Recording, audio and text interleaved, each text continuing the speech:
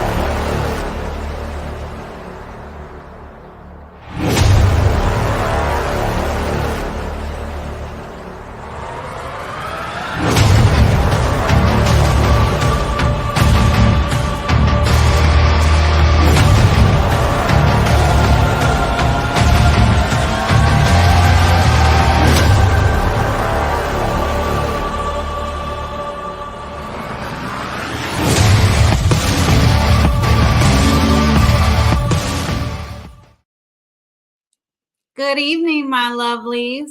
Welcome to a Thursday edition of HomeFront Sitrep.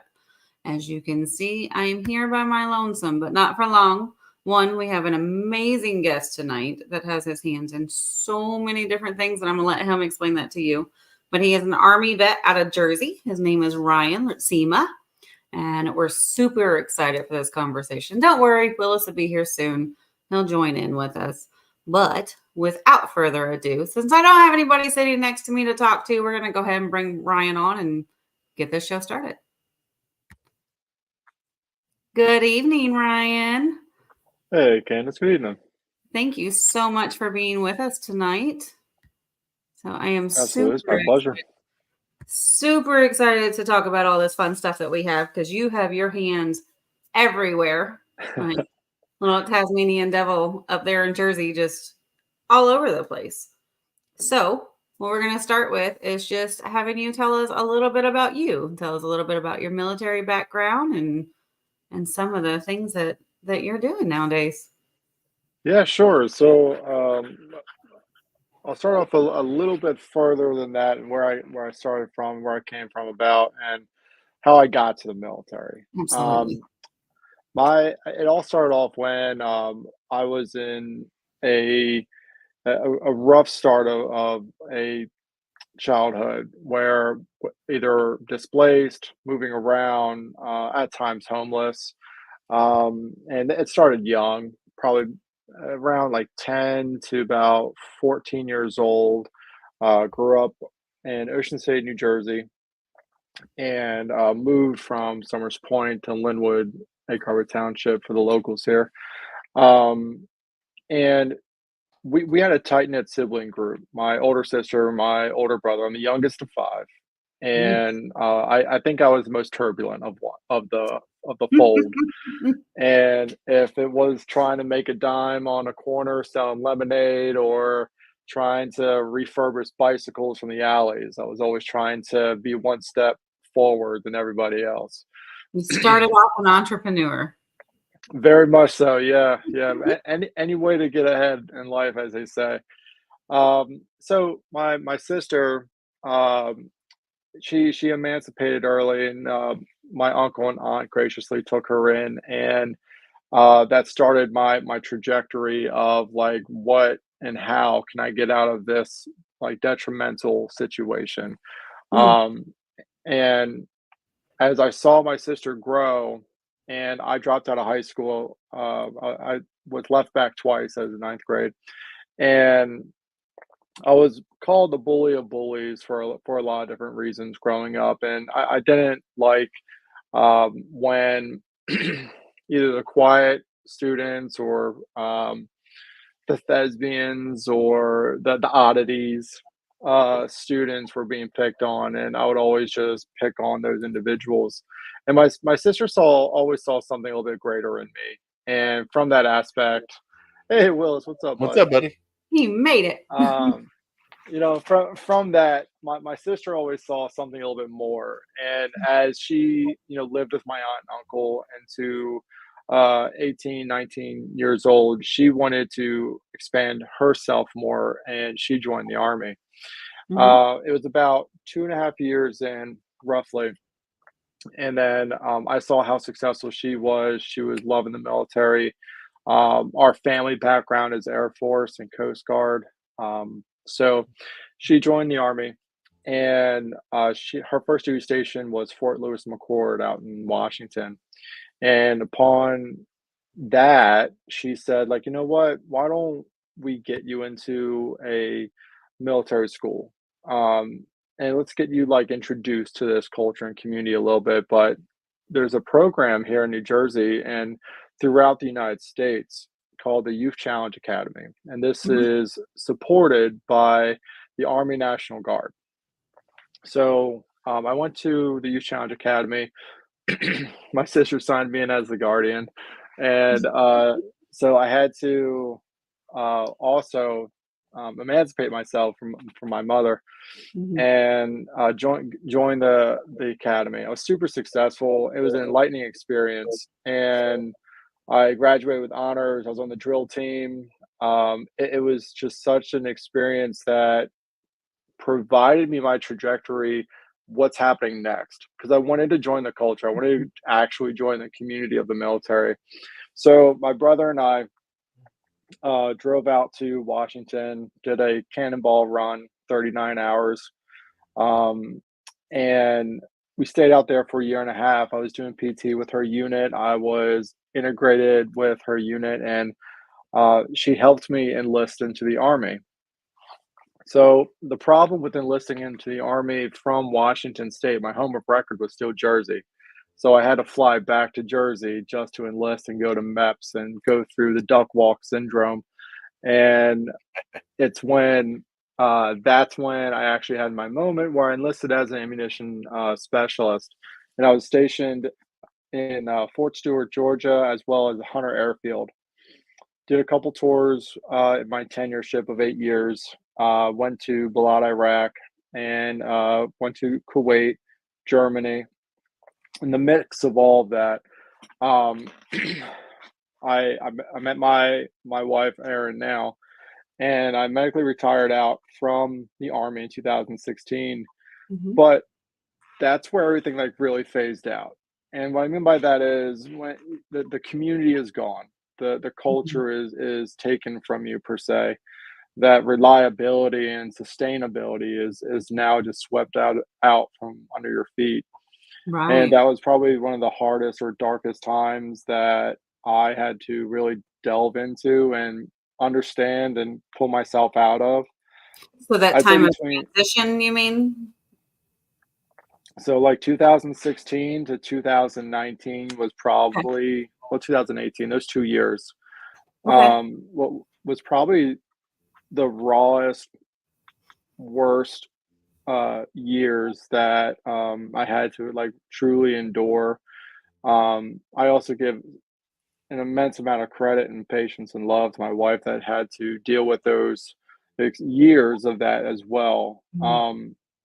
Because so I also endured a lot of fellow members that I served with, either death by suicide, death by addiction, or overdose, and it was such a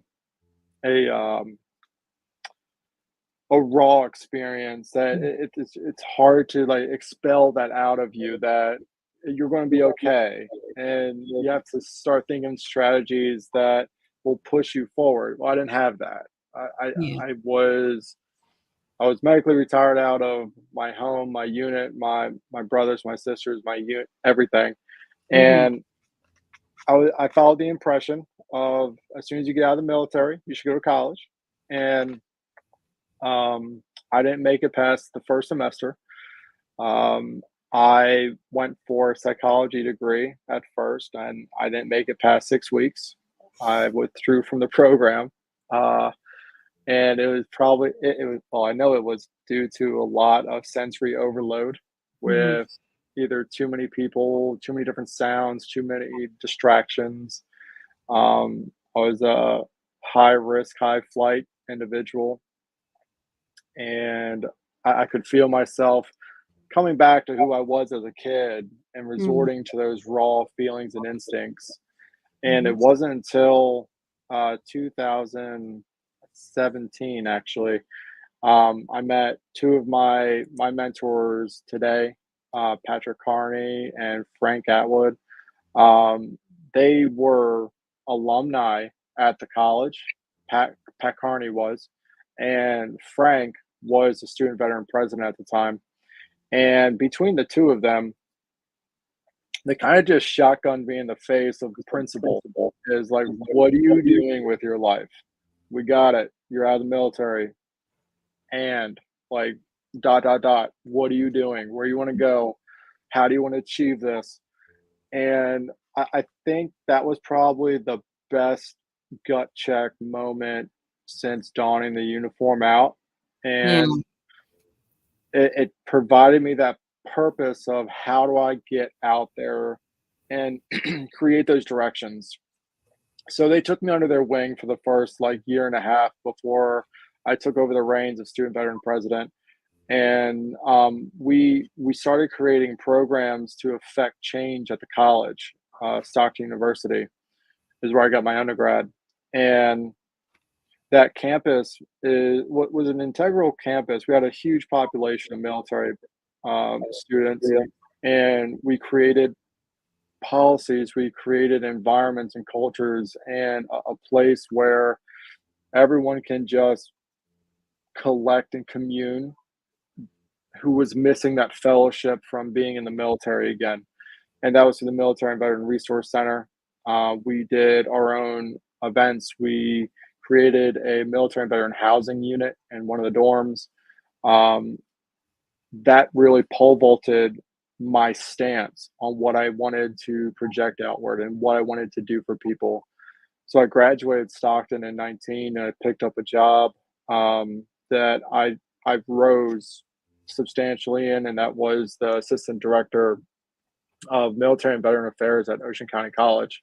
Mhm. And I was there from 19 to 22, and that's where the creative aspect of my life really started kicking off. Is how can I adopt and adapt the transitional experience that the military members go through, but be it applicable to their families, Mhm. to the guardsmen, to active duty, to reservists, to dependents.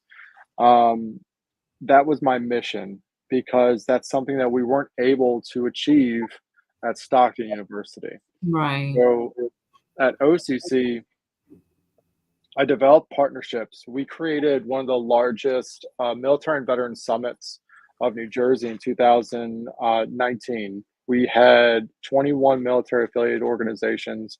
We had 6 politicians between senators, assemblymen, as well as congressmen. We had the Department of Military and Veteran Affairs. We had the state VFW representatives, the state American Legion representatives. The purpose of this whole summit is having one conversation. How are we all connecting ideal resources to Mhm. assist the military and veteran community of New Mhm. Jersey? And as soon as that summit like completed, I knew I had something. I knew that I could figure out with that type of purpose, how can we expand that outward? How can Mhm. we use that? And I started really just branding out. And that's where my philanthropic aspect started really delving into more. How and what nonprofits can I associate myself to? And not just the typical American Legion or the VFW or the NAM Knights or Rolling Thunder. I want to see what other entities are out there that are doing a hell of a job hitting the grassroots and being a little bit more spoken for. So another program that I began was called Veterans Voices, and it was a televised broadcasting, and it was a television show on a closed network within the Northeast. About 230,000 people had availability of this show. We also had it on YouTube, and it's similar to what you guys are hosting here. on this podcast, very similar. It was trying to find the small guy that's making a direct impact to the core group of community for military community, and allowing them just to speak their voice and to get their brand out there and recognized a little bit more. And I wanted to do that, and we were really successful with that. And that delved into how are we going to push these resources out there for our students at OCC through curriculum. How are we educating the professors, the adjuncts, the administrative personnel? How are we making them adaptable to our military students? Because we were growing aggressively. We started off with 70 or so military students to upwards of 350 in a matter of 2 years. Yeah. So we were doing very well. And that's where I created the Green Zone training, as well as the Military Students Bill of Rights. How are we applying the military culture and defining what stigmas that are very present in colleges for military students? And that's truly applicable to dependents, spouses, guardsmen. Every culture of the military has its own ideological differences amongst each other. Right. And I really wanted to combat that. I want to hit it directly. So Green Zone training is an instruction. It's about 3 hours, but it went through all those type of stigmas, and it created a Q&A open discussion forum for allowing group discussions and sensing discussions, and how to apply your instruction, your curriculum, to make it more evident and investing into the actual students. And that was really cool. It was very well received by the professors. The students had a direct impact, and that was one of my highlights of OCC. And then that's amazing. You're taking a college community and allowing for the comforts of those that have either just transitioned out of serving, or maybe going into, or even family members of. Like, that's pretty commendable right there. And to be able to be that military Bridge. yeah, and come out and have that comfort of being able to essentially help make you succeed in something that you may struggle with otherwise. I think that's pretty remarkable. And right before I got my role in now for the Air Guard, I did one last hurrah. Is I wanted to build a course, and an actual accredited course. It's an elective, and it is the military success course. And it's Brian, you keep coming up with new things on me. You keep doing it. I'm like, wait, I didn't know this. I'm gonna land the plane. I'm going to get to where I'm at now. No, it's okay. I like where you're at. I'm learning new things. It's all about trajectory, man. And I think it's one of those things where, as you both and I spoke last week about it, is when you come from a place where you feel at your most lonesome, and all you have is me, myself, and I, here, and your body. You're trying to figure out where you're going and how you doing. How you doing, James? Hey, brother, I'm good. We'll introduce you in a minute. He's just hanging out. Cool. But wait, you wanted to all right, Bubba. So he was in Mogadishu. Oh, dope. Yes. Wow. Yeah, they're in Black Hawk Down. So we'll get to him in a minute. Yeah. Okay. I'm loving the talk. Hush, y'all. Go ahead, Ryan. Don't listen to them. You wanted to create an accredited course. I did. And it was part of a grant that we received. And it was the first of its kind for a community college in New Jersey. It was the Department of Education Student Success grant, and it is a AFRID grant that is awarded every 3 years, but you're able to recycle it every fifth year.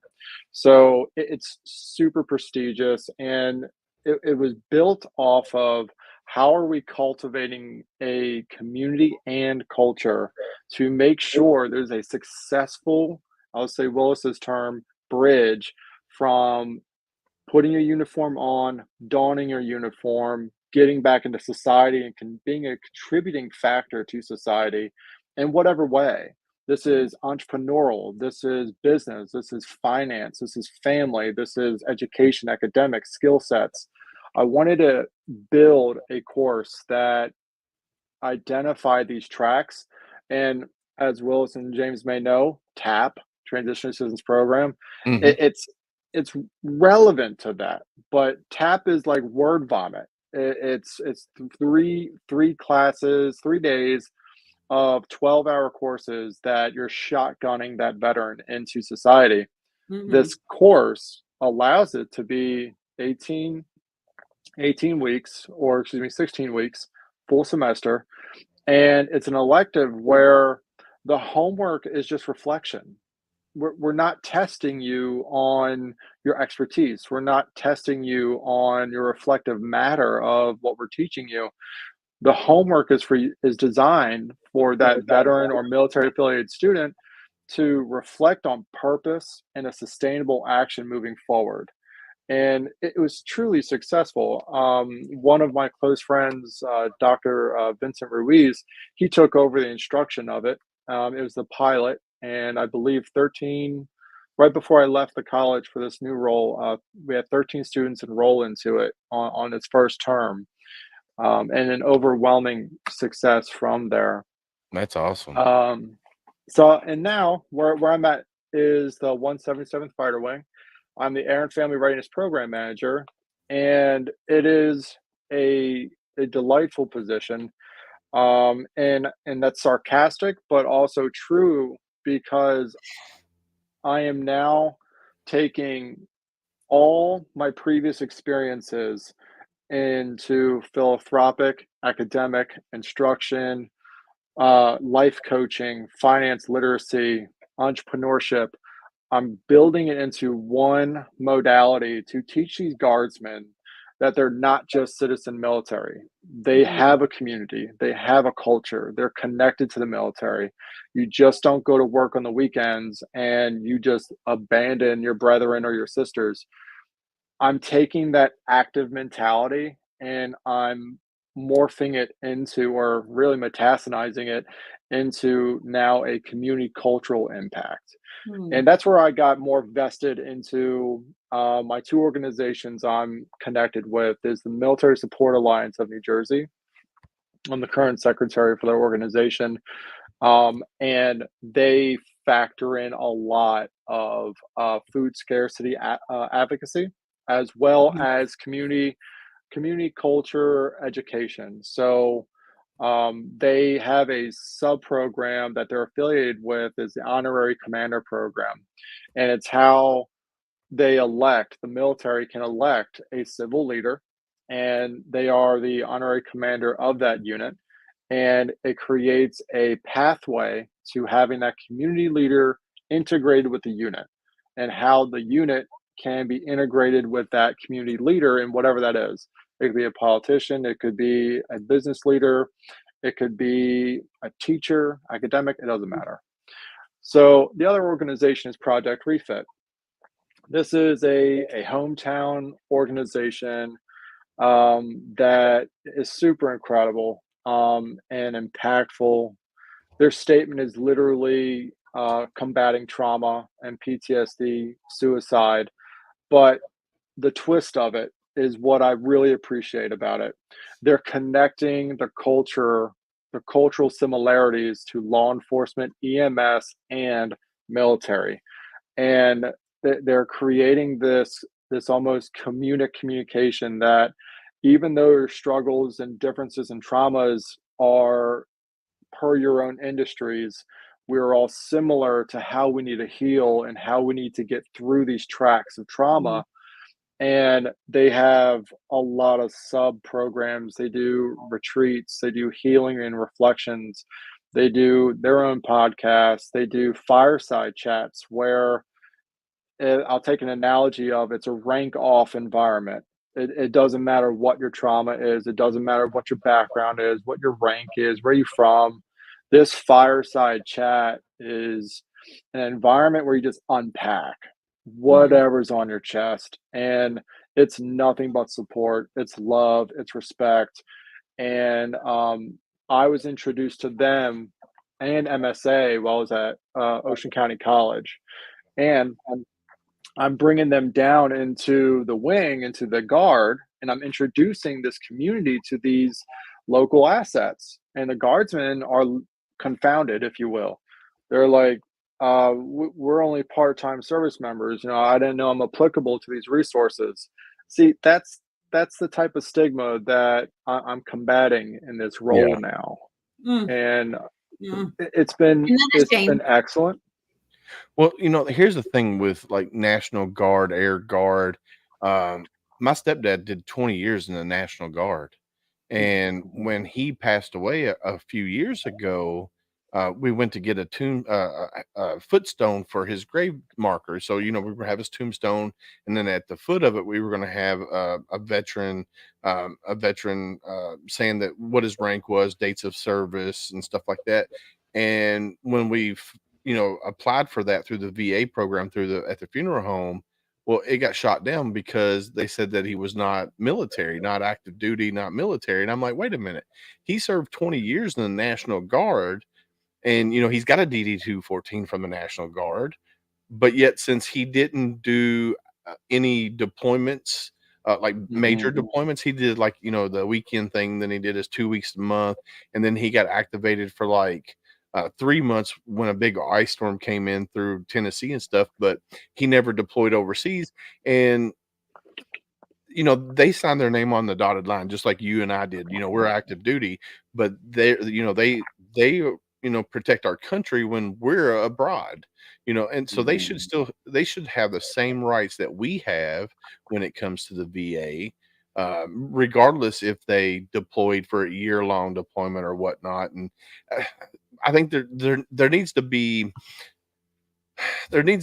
legislative change to make that where people who serve in the Air Guard and the National Guard, where any kind of reserve status, let's put it that way, anything where you do 2 weekends a month and 2 weeks out of the year, they should have the same rights with the VA, with like you and I and James, like we have.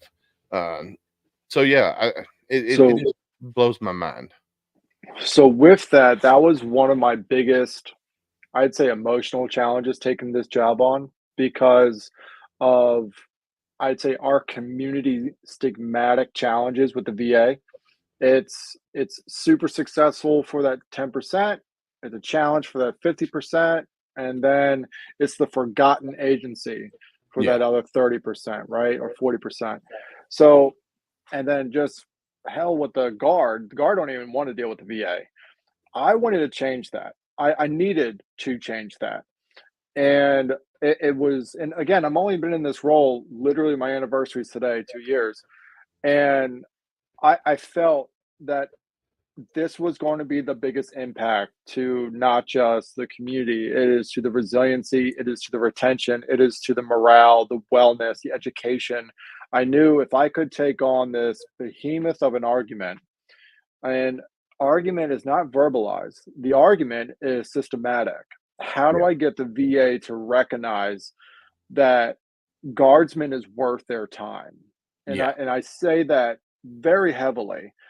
And with my rapport with the VSOs around the state, with the agencies and the politicians and everything else, one of my very first events was called a CARE Day. And it is community assessment and resiliency and engagement. And I brought in all vendors. That's the VRNE state education representatives. That's the VSOs. That's the Department of Military and Veterans Service assessment agencies.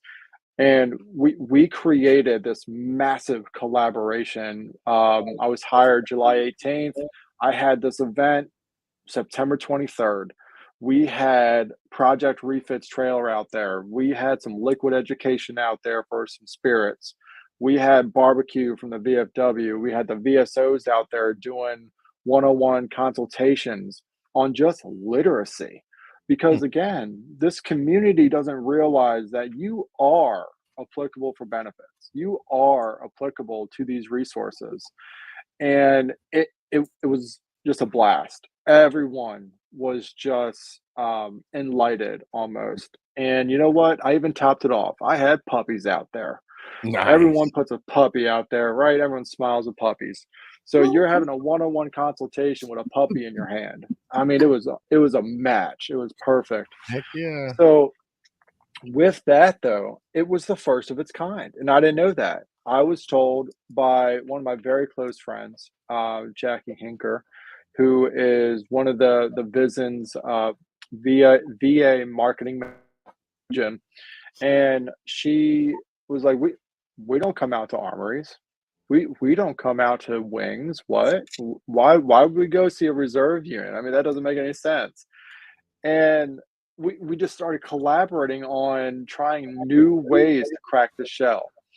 And it's gotten to the point now we're briefing squadrons or companies or battalions. We are briefing large components. We're starting to begin a more intimate by grade group sessions. So for all E7s up, workshop A, 5s and 6s, workshop B, junior enlisted, I want you to be educated. You signed your line at MEPS and the recruiter. They might have fudged a few things. They all do. But when you see me, I want you to know your VA benefits before you leave for basic, after you come back from tech school or A school, and then when you go on your first bird out, because that's another environmental difference that I didn't know about this wing. They rapidly deploy. This is a rapidly gained deployment combat deployed unit or a guard. They are on a cycled basis, and within my first 8 months, I experienced my first deployment with them, and it was terrifying. And it was terrifying for the community because this is also the wing that came back from Afghanistan in 2021. And that was hard. That was the Bagram unit. And it was a cultural phenomenon almost that you saw doubt, you saw pain. You didn't see everyone arm in arm, rifle over the shoulder, tucked out, rolled out. No, it was, I don't know what's going to happen next type of environment.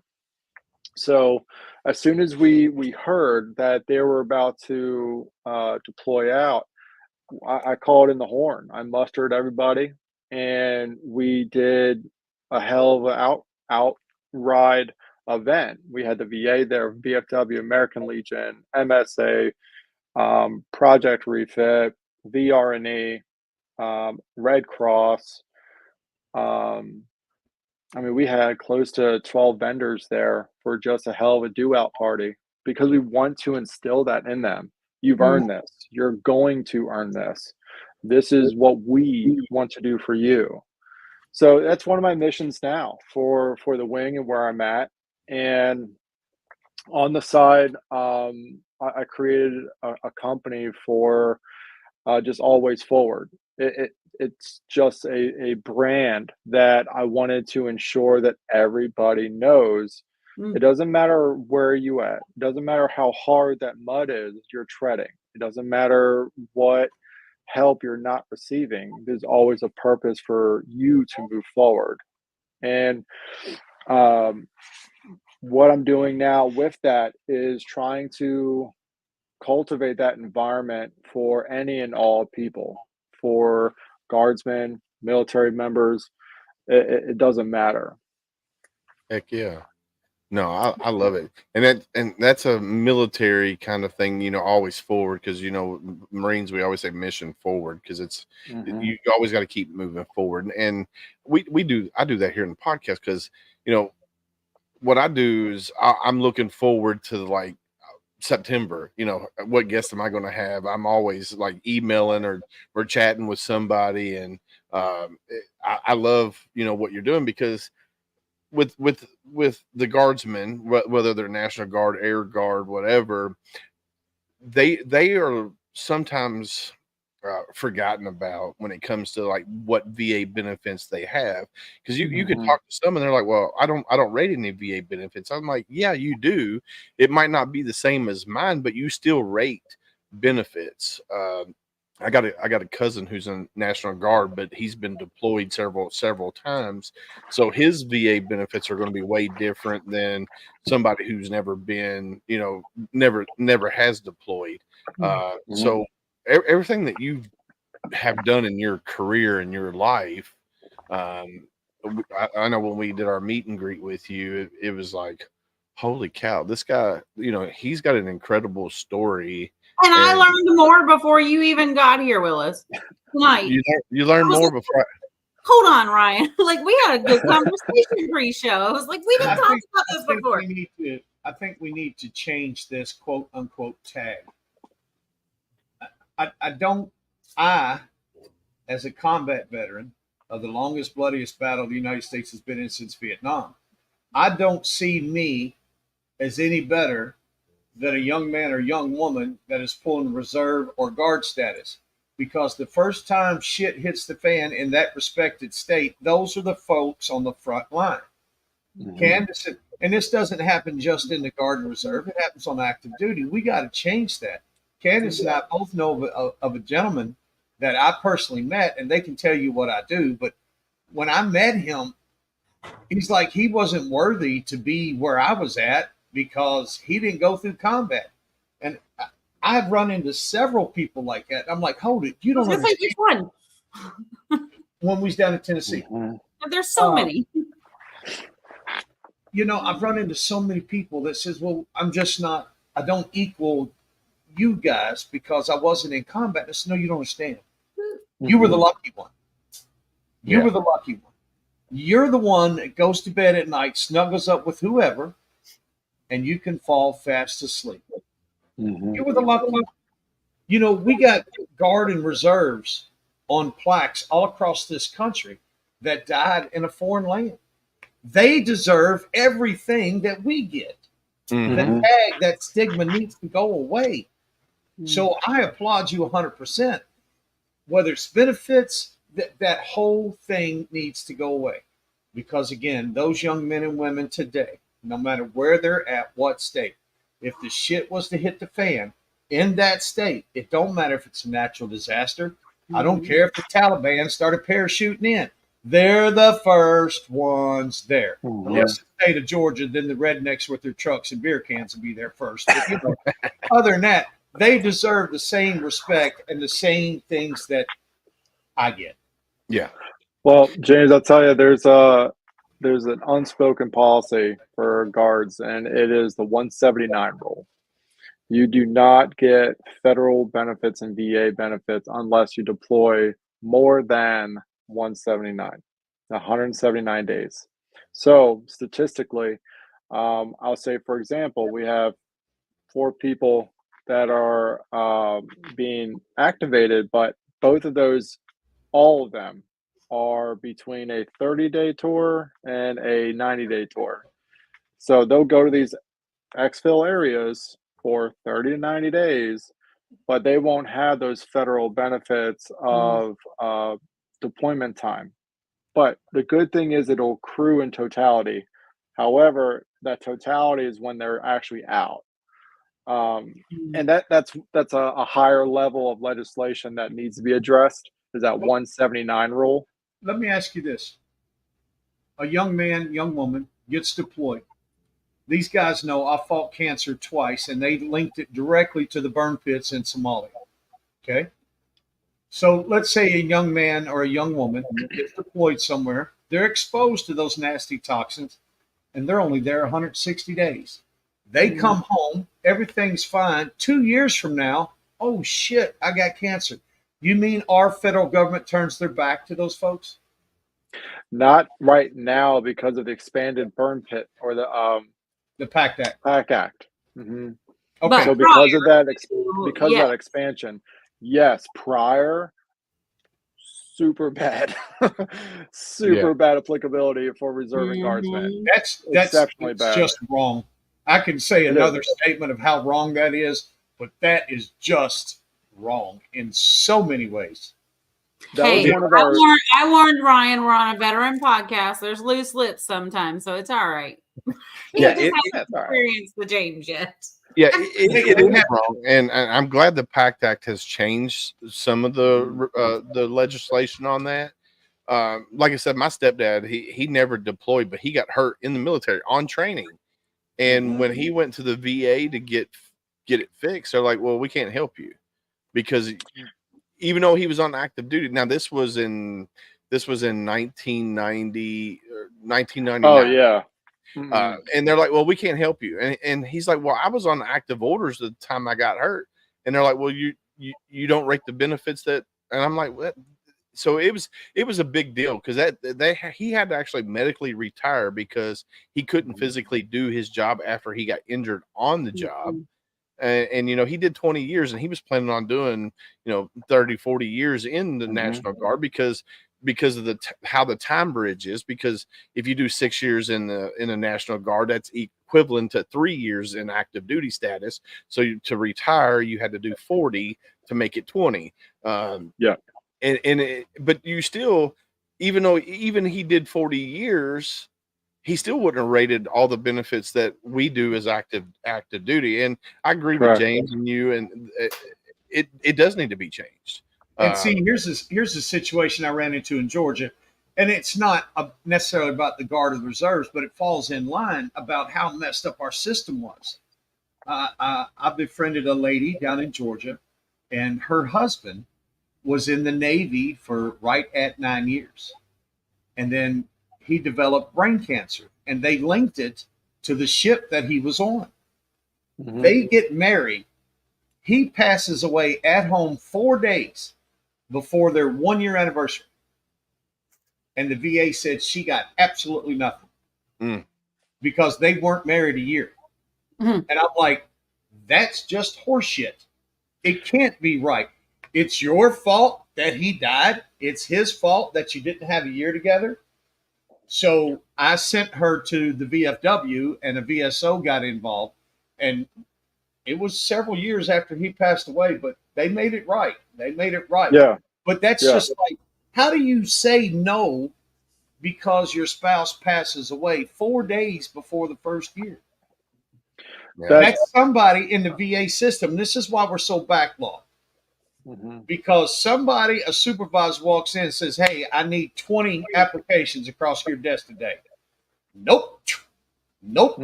Because when I looked at a federal judge face to face with mine, he was like, "This is why we have such a problem." Not only did Mr. Thornton qualify 3 years ago when he filed, but he also qualified a year and a half prior when you first told him no.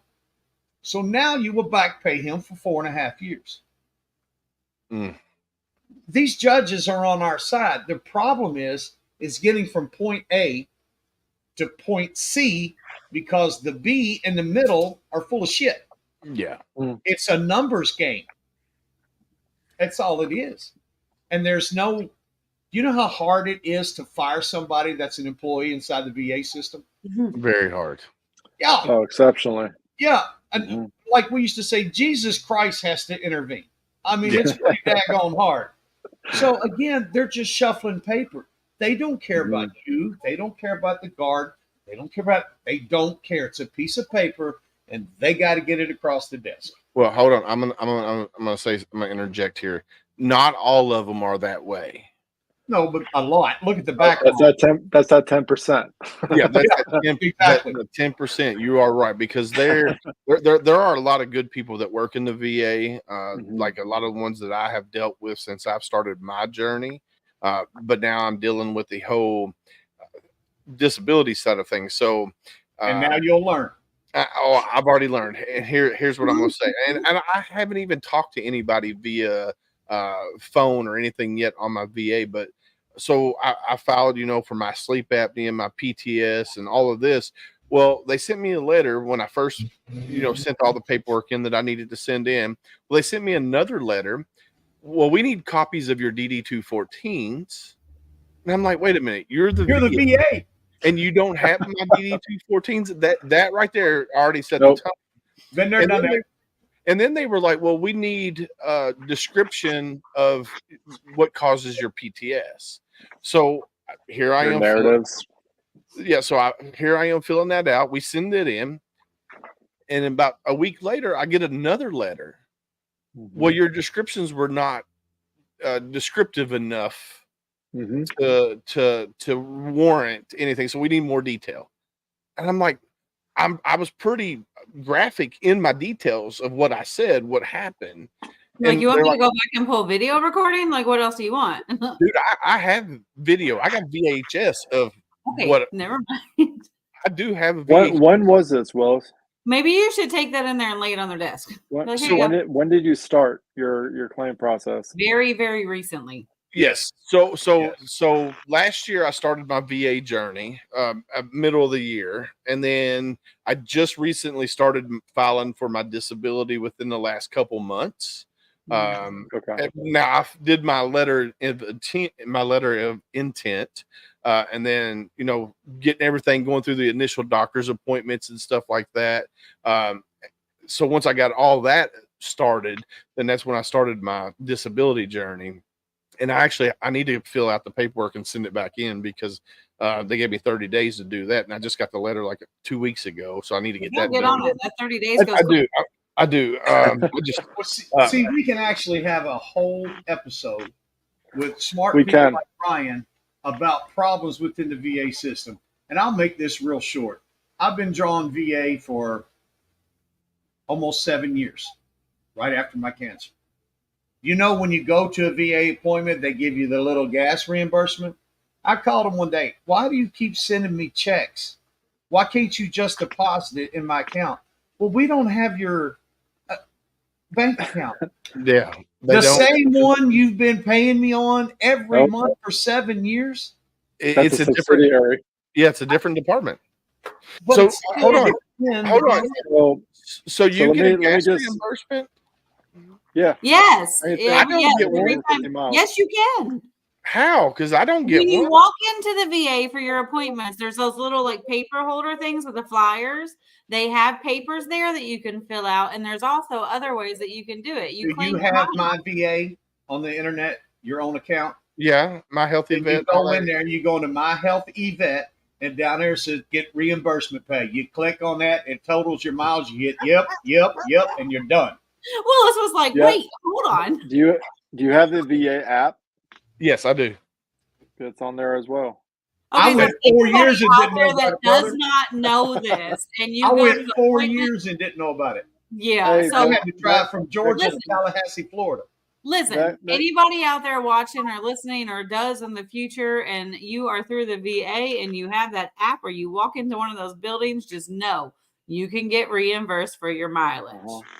Uh-huh. Period. And So do you have to put I'll your put- your home of record, like your home address? They have all that info. If Okay. you go to My Health eVet, it's got it all on there. All you got to do is click OK, yep, this is me. Hold Nope, on. I don't challenge James. it. Submit. Read his shirt, marine it down, and explain it to him. all right, I bet Here's you some- $1 if they had a here's link some- for red crayons, he'd be all over it. Right? hit that point. Here's that crayon level. VA, right? Big umbrella. VA up top. You have VBA, Veteran Benefit Administration. Right in the middle is VHA. I hope. VHA is Veterans Health Administration. And then you have Record Management, OPM, Office of Personnel Management. These three entities are dotted lines, not actual straight lines. They don't talk to each other. Right. And then situationally, now Genesis, the health record portfolio platform, is now talking to not just active duty, but it's also talking to Guard as well. So it's actually connected to DoD. I can really branch that into a rabbit hole on how that is super terrifying for the Guard and the Reserve, but for active duty, it's a huge win because now it will be an integrative process and it'll make logging claims a lot more easier for the active duty coming out of the military. For the Guard side of it, if you're a traditional guardsman, technically you can have disability compensation and rating. You can even be up to 100% permanent total. The rule of thumb is that it's not a hindrance or performance or inadequacy of your job or duties. As long as you can still fire your arm, do your PT test, and wear a uniform and boot, you can still serve at 100% permanent total. However, now that the Genesis platform is now merging with the Guard platform and then now VA, you're going to have a few scopes come out and do a few audits on individuals. And We just need to have a whole nother episode of like with Ryan about the VA. Well, we can also bring Mr. Monica in James, too. that wasn't what this was about, but yeah, I'm so glad like some of this information is getting out. But you know what I did learn? Something funny. Like we got to break this up for 1 second. But you know something funny I just found in this conversation?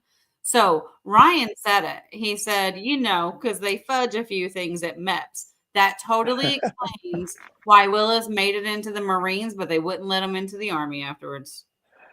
I mean, we were supposed to be destined a trio of Air Forcemen, and we all went Army. I mean, it's just one of those rolls of the dice, if you will.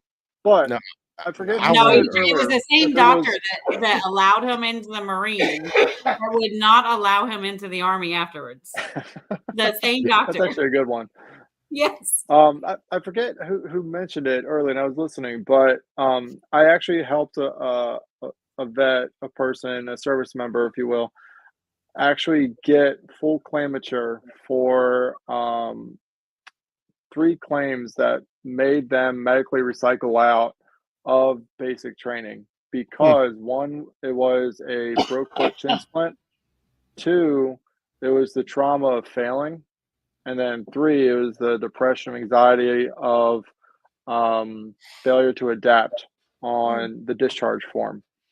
And the VA actually rated that person because now they'll have lifelong counseling, they'll have lifelong resources available to them. But again, to the original narrative is no one knows about the capabilities of what the VA is.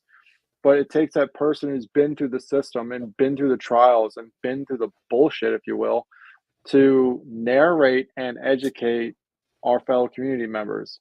And that's what I want to expand even further and further and further. When we take that back to what MSA is doing, Joint Base McGuire-Dick Lakehurst has always had a food scarcity issue with the commissaries.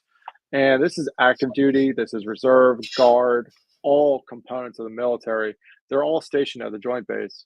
And the commissary is always, I'd say, roughly 60 or 70% stocked. I mean, you will walk in and you see pockets of food just not there. So with MSA, we have a subsidiary group called the Food Warriors, and it's led by an incredible team. Michael Schaefer's the state chaplain, and he created this entity that drives food. And it started off when I was at OCC, and he was doing these food runs out of his American Legion post, and he was doing hundreds of pounds of food per week. And then COVID pops off. Now he's doing thousands of pounds of food just for local community members. Okay. And then he expanded out to the Joint Base. And now he's serving thousands of pounds of food per month out of the Red Cross headquarters on base, strictly for military families. And this is thousands and thousands of pound weight. We've expanded this program to developing partners and with food distribution entities out of Amazon, out of New York. So it's all of the fringe food that was returned but still coated, and it's still okay. And typically those foods are the pre-packed foods or the frozen foods or oh gosh, what are they called? Like the blue apron type of food Right. packs. Mhm. And we had a huge shipment from that warehouse to the joint base. That was a really awesome partnership. And then we're going to start continuing that partnership with the Blue Star Family Organization. And what we've been doing is expanding that and trying to see how we can bring that knowledge to bear in the community. Is that our military members in New Jersey, the tri-state area, because the joint base is connected to Pennsylvania, Jersey, and a lot of those service members live in the upper north area between Newark and New York. So it's affected by the tri-state area. So, and we're strictly serving military families. It's Of truly all appalling. the families that shouldn't like be in that scenario or need that, I don't.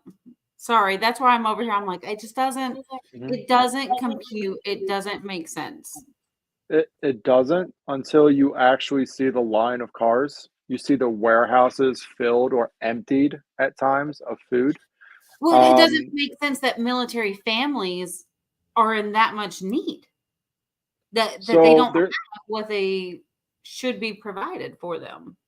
it's a little convoluted in the matter of resources. So Mhm. what are we all affected by right now is inflation. What Mhm. causes that uncomfortability of inflation with groceries is management, is finance literacies. You can't spend $100 for 10 items of food anymore. You'll spend $100 on 6 items, maybe seven, but how long is those 6 or 7 items going to get you through that $100 to your Right. next pay period? That is the biggest clutch with the military community is financial literacy. And that's where I come in, and I'm not a CPA. I'm not a finance background. I'm just a finance nut, if you will. Um, being brought up broke and on the streets, like my fascination is just making sure money is apparent. And these military communities, yes, our paychecks are automated. It's the first and the 15th, or it's a fat check on the first. They don't know how to literally budget out in broad spectrum. They don't know how to budget out that pay to combat inflation rates Right. because it's never drastically increased like this before. It's never went from a dollar equivalency to a dollar 32. It just hasn't happened in this fast. So this really happened with COVID in 2020-ish when we saw this huge spike, and then it really cascaded even further now. And we're trying to find out from the MSA standpoint is that instruction, and through that is the honorary commander program. How are we getting these civilian leaders into these units to educate, but also provide secular resources, fundraising, sponsorships, morale events, resiliency events? And so the purpose of that is to have every squadron or company battalion commander, a senior level of the military has that civilian counterpart so they can lean on that organization. Think of it like the American Legion, the VFW entities. We know as veterans and military family members, we can lean on those two organizations for anything unscripted. It doesn't matter, we'll figure it out together. Honorary commander program, we want that to be applicable to that same type of resource, that same type of reliability. And we've been really successful. It's still definitely at times, some months is a struggle to fulfill those needs, but we're trying to expand out for grants and sponsorships, and even broadening our partnerships with other nonprofit agencies. I've collaborated with my other organization I'm partnered with, is Project Refit, and we're trying to put these two guys together as well. But yeah, food scarcity, it's pretty interesting in the military environment right now. And I think it's very unspoken because everyone's so focused on VA and VA needs. Yeah. But I want to educate veterans who are already in the VA system for disability compensation is financially, what are you doing with your compensation? How are you allowing that to work for you and not be at your clutch? Is that paying for your bills, or is that going to go into a sustainable action plan? Make it a purpose plan, put it to work for you. And there's other individuals that are completely bound and they're on the SSDI track. And so now you have two passive incomes, and yet you can still work under 21 hours and still maintain a part-time job. You can be a coffee barista, maybe be an entrepreneur. Create these tracks where inflation, yes, it's still here. It's going to be apparent, but how are you going to manipulate inflation so it doesn't force you to change your lifestyle? And if that means you need to be a little bit more patient on your expenditures and create a meal plan and prep out, I want to teach you how to do that. Now, so you're doing this through your Always Forward, correct? I'm doing that through MSA. Always Okay. Forward is a very infantile project I'm working on right now. But the Military Service Association is essentially, that's a nonprofit, right? It's not government based. It is. Yeah, Military Support Alliance of New Jersey, nonprofit. Okay. So here's typical Candace fashion. Like these things that you're doing and looking for these partnerships and these grants, can the everyday person give to this? Is there a way for them to donate to this? You can. Okay. You can. So how can does search- somebody that's interested in that, how do they go about doing that? And is it just monetary that you're looking for? Is it companies that you're looking for that partnership of something that they may be giving product? I would say both, actually. It's a matter of, I want to create relationships and I want to create that partnerships of endowments. I want that company to utilize MSA as a conduit to the community. How Okay. can that company assist the community and we can be that arm to the community? They can go to msanewjersey.org and they'll find it. That's our page for donating via monetary. But Okay. then if you want to email out on how we can create these partnerships or sponsorships or fundraisers, I want that to be more of the direct impact because I want that organization to be recognized for that extension.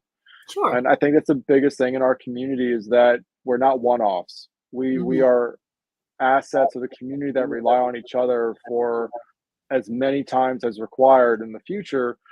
And whether it may be a civilian entity that has no idea what military connectivity is, I want that asset.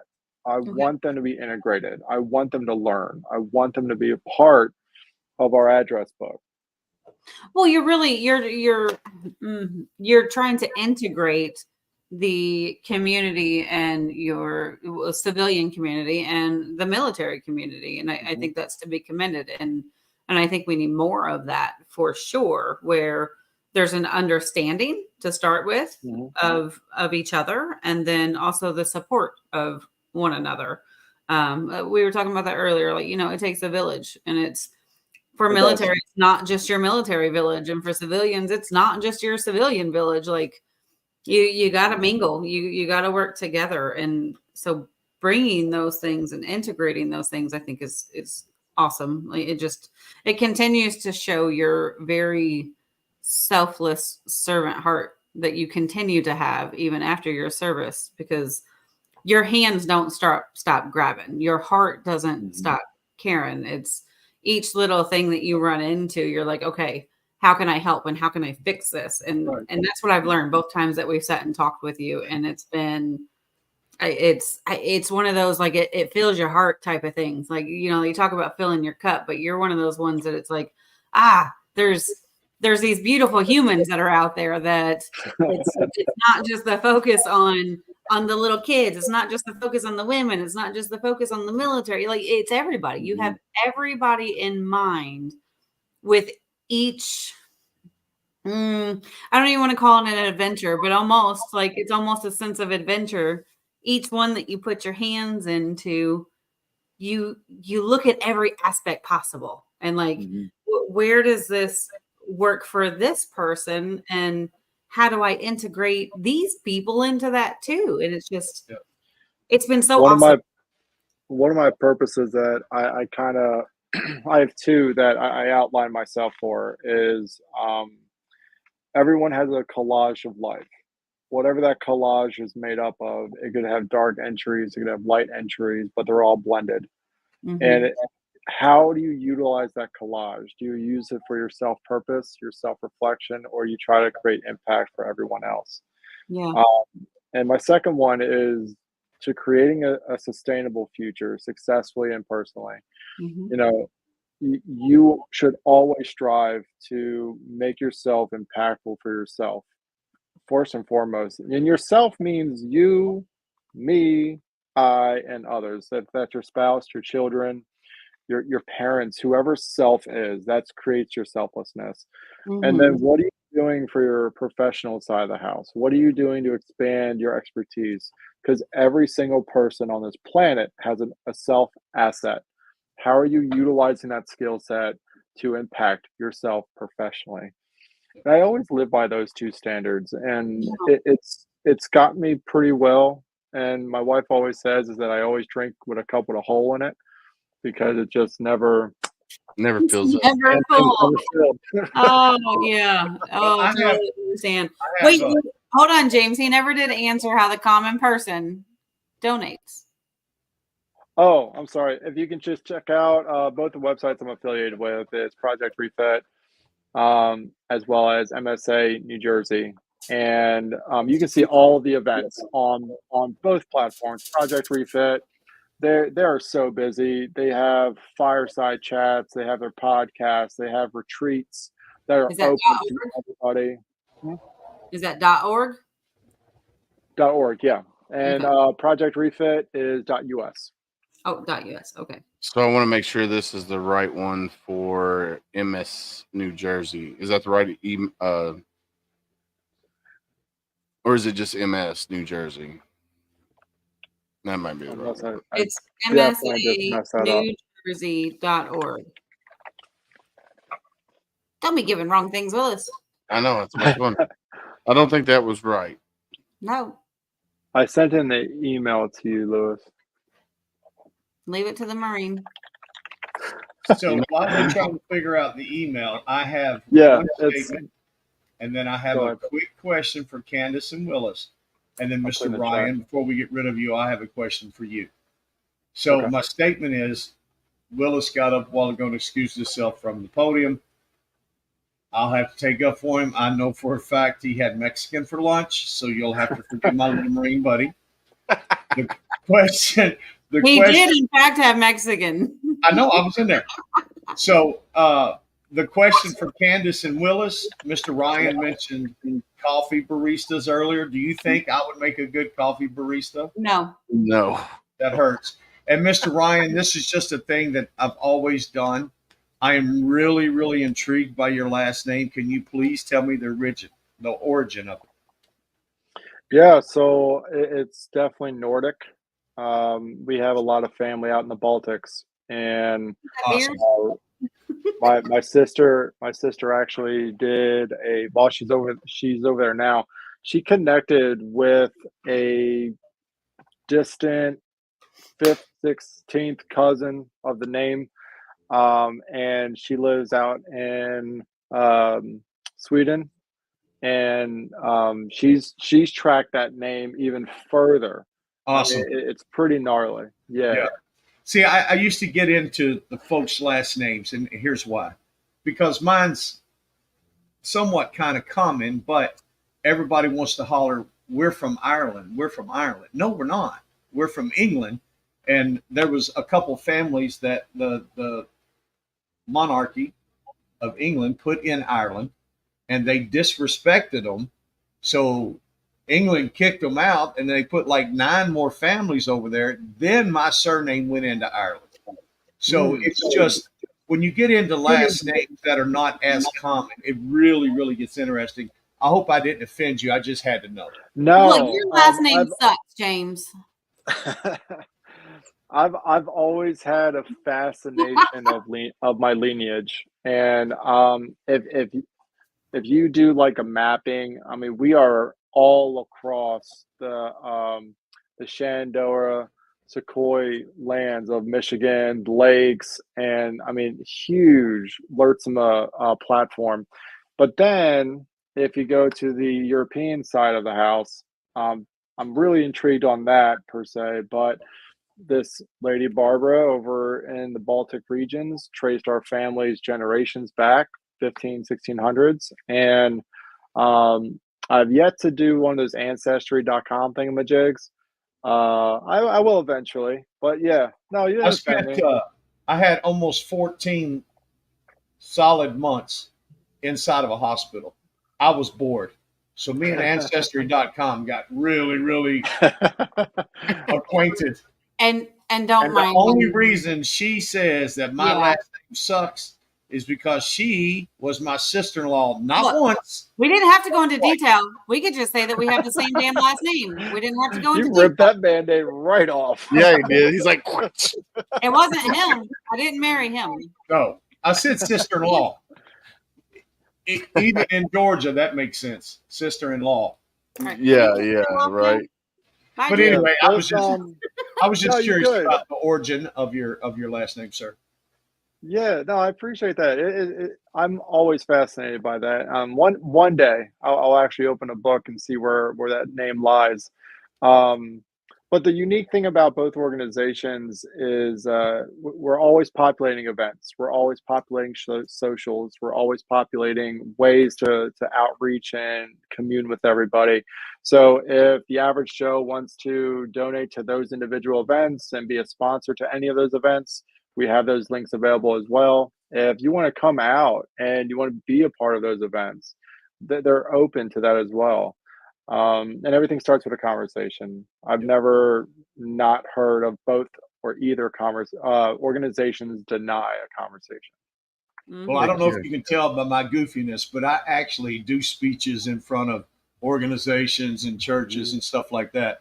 Like nobody said they were good. There's a 98-year-old Marine in Indiana that called my show a slobbering snot fest because half the people in there are That bawling, impact, huh? snot rolling.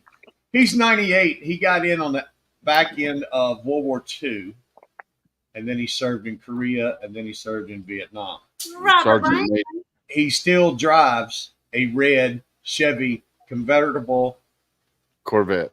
No, No, Camaro. Camaro. Oh, it is a Camaro, yeah. And I won't tell you what he calls it, but she knows. I do. Let's just Hey, say it's the PG. He's an old man, but it doesn't make him not a man. Yeah, it's the PG. Let's just put it that way. And I asked him one time, we were sitting in my trailer and we was having what he called brown liquid courage. We were having a few drinks of brown liquid courage. Of course, I'm going to drink with a 98-year-old command sergeant major. You know what I mean? Yep. 3 wars. So, and I asked him after I found out the story about the Camaro and what he named it. I'm like, Sergeant Major, no disrespect, but at 98, what are you going to do if you were if you to got get one of those. what he said, And he's like, son, same thing you do. I'm just going to look at it. You know what? That really reminds me, James, is that when I was doing the Veterans Voices program at OCC, one of my guests was a 92-year-old Korean veteran that runs a boozy cupcake joint in Central Jersey, and he started the business at 81 years old.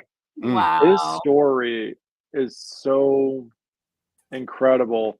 He was a chaplain in the Korean War. His sole job and purpose was to be the children's hospital and care chaplain for all of the Vietnamese children that had no parents. And there was the orphanage, and his job was to process them in and either get them into an asylum-based program or take care of them at that hospital. And you take the emotional stuff out of that for a second, and you push out, say, 60 years later, and now he's running a boozy cupcake joint, Who would have thought? and he's living his That's best awesome. life. So is he still living? And He's still living, but he's not the head baker anymore. Yeah. His great granddaughter is like the lead baker of it. So it's But still it's still going. popping. That is It's still awesome. going. And where is that? Oh my gosh, it's in Central Jersey. Oh my gosh, I'm going to find it now. And while he's looking at this, Candace, you don't know this yet. And Ryan, I don't know if you've ever heard of the Baton Death March that they do out in Yes. Mexico. I have Yes. been invited to come out there and speak. Is it called Wow. Raised Boozy? So I'm trying to get Yes, Marine. that's who else. go with me. That was so. My dad and I, we haven't had a great relationship for many of times, but that was the first and only book he's ever given me to read that created such an impact on him. He was like, he hated all his kids joining the military because he was the hippie son of Air Force pilot. He was in that era, and so all my grandparents were military, but my parents were hippies. And so my dad hated all of us joining the army, and all three very eclectic jobs. Ordnance. My sister is defect management and cook. My brother is a surgeon's technician. So very three eclectic jobs. The only book he's ever given me is when I graduated from the military academy, and it was the Baton Death March. And I still have it to this day. He was like, "This is not what you're going to do, but this is what you're capable of, and you're going to read this." Yeah, it's if you don't know anything about it, Candace, David, look it up. Seriously, I did look it up earlier. Man, if that doesn't open your eye, nothing will. Yeah. Now hold on, Yeah. I'm trying to figure out why I also knew he was having Mexican, and you were there, and I didn't get an invite. Well, James was actually at the China While you're buffet. sitting here talking, I don't care. While you're also sitting here talking about this and going, "Oh, I'm trying to get the Marine to go." Well, here's what happened. You know, I had a meeting tonight at City Hall. Yeah, I know, and I know that Fiance and Pam and I went to have some Chinese. None of that matters. He No, saw no, my you know truck what? and he called me. Where are you at? Hey, you handle next week on your own. Look, I'm he gonna go have happened. Mexican. Ryan, I'm what gonna state go do you Jersey. live in? No, I'm gonna New go to Jersey. Jersey. New Jersey. Do I they just act feel like that that. up in New Jersey too? I had to Jer- meet her. Jer- You look, hit me. I said I'm never going wanted to to come Jersey back and to having this boozy state. cupcakes with Ryan. I truly, y'all, I never look. I was Jersey at girls my are worse, by the happiest. way. They're the most eclectic, but my heart was in Savannah when I was stationed in Savannah. That was my heart. I successfully escaped New Jersey as a young man. I left the military to get out of Jersey. I joined the military to get out of Jersey. Hell, we even went overseas to Germany, and we were actually thinking of living in Europe. And when you marry a Italian Jersey girl, hey, that quarter is not the planet anymore. That quarter is a 25-mile radius of mom. Yeah. Right, And- right. Yeah. But I will say this: I'm very blessed, man, to have a wonderful mother-in-law. Awesome. I to the moon and back. Between my wife and her, they've been my rock between the balances of life, troubles, tribulations. So I'm blessed for that for sure. So 2 thumbs up for Tybee Island, correct? I'm a Jekyll man. Okay, Jekyll Island, I get it. Tybee. I've got 20. Milton. I got 25 and a half years living in Georgia. and Okay. I was a police officer for a little bit of time down there. So I lived middle So Georgia, and the last many years I lived in deep South Georgia. As a matter of fact, from my front porch to the Florida line was 17 miles. okay, all right. So you're outside Jacksonville then, that Florida line area. Correct. I lived in Cairo, and then I moved to Thomasville, and Okay, then I moved I over know towards Thomasville. Fargo at the end. Yeah. So my brother, I love him to death. Um, he's still in, and he's been from Fort Drum. Now, James, this is for you, but he's been to Fort Drum, to uh, Fort Wainwright, Alaska, then to Texas for reclass, then to Virginia, to Germany.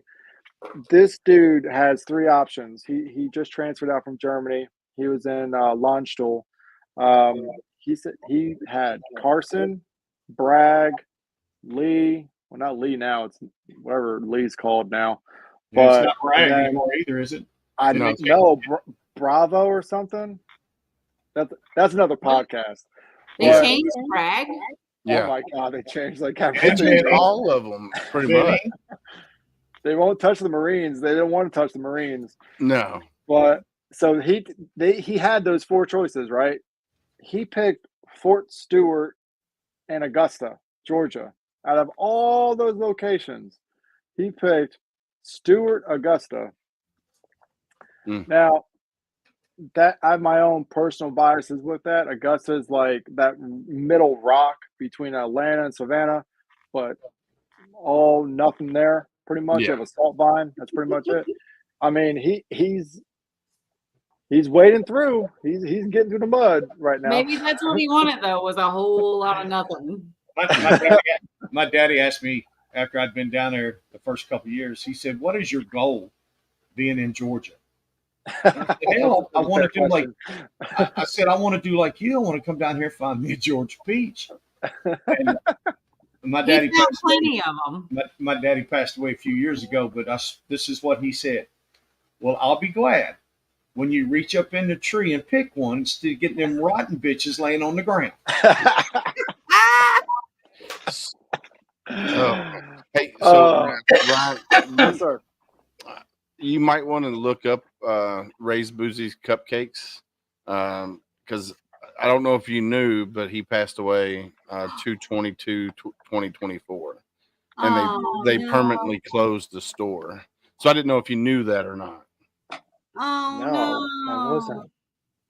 Yeah, so somebody posted it on February 22nd, today, 2/23/2024, at around 5:45 p.m. My dad, Ray Boutwell, Seaman, 3rd class, World War II vet, exchanged time for eternity. He lived a long and full life, 97 years, 8 months, 21 days. His accomplishments were many, and they permanently closed the store, according to their Facebook page. No, I didn't know that. Damn. I'm sorry to be the bearer of bad news, because I was like, I wanted some Boozy Cupcakes because I think my wife would love them. But yeah, that's really bad news. I appreciate that though. I wasn't tracking that. So I hate to be the bearer of bad news. Thanks, but, Willis. well, I'm sorry. I just I didn't know if I should say it or not, but I just wanted to let him know, because he didn't know. But you know what? Still, like, talking about his accomplishments and what he did, and then starting a Boozy Cupcake business at 81. Like, at 81, yeah. That's, really? That man never thought, being in the Korea War, that how many years later, and especially what he was, that he would be doing Boozy Cupcakes. That is a genius thing. I know I'm sitting here thinking, like, I hate making cupcakes, but I might do those. I bet you, if he did it once, he did it 100 times. Oh, I guarantee Why it. didn't I do this earlier? No, yeah. Oh, yeah. I bet you. He's like, I could have started this 3 years ago. What'd you say, Ryan? Hold on, Dave. I'm sending you guys this. Okay. This was the Veterans Voices of Ray. Did you send it email or private I'll chat? send it to your Facebook private. Facebook private. But or Yeah, whichever you tagged me in. So that was one of the things at OC where the Yeah, that's the cool. I Veterans was going to Voices ask on you. OCC. Yeah, I was going to ask you because you said those were on YouTube. Is that something that's still up? Like we could go back and see some of those? As far as I know, there's 6 up there. Yeah, I've seen them on did- YouTube. I did a total of 21 episodes, but I think they published only 6 of them. It's one of those projects where I was incredibly proud of, and I wish Mhm. they continued it. Yeah. But my predecessor had their own agendas, and that's okay. That's It was all a right. cool project when I did it, I'm and sure we had you a made lot a of great really visits. awesome impact with that. Yeah, I'm sure.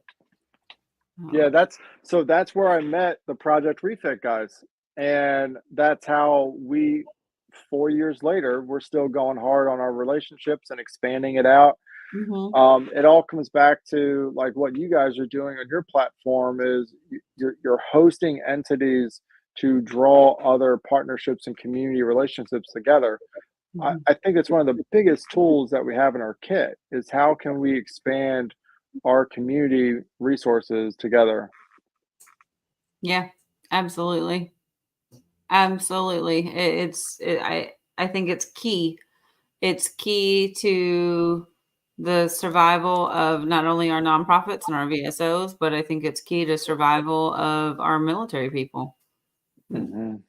It really is. We were having this conversation pre-show, just having that village come together and share that veteran or that active or the family member that needs help in the different ways that they need it, and being able to go, you know what, we have all these different resources and we're all going to gather around you and make sure you're okay.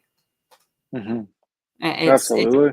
it's getting hugged by your community, and Mm-hmm. instead of having these pieces that are missing from that and going, okay, well, we can help you with this, which is wonderful, even if it's one organization that's able to help with something and give that hand up is what I like to call it. It's not a handout, it's a hand up.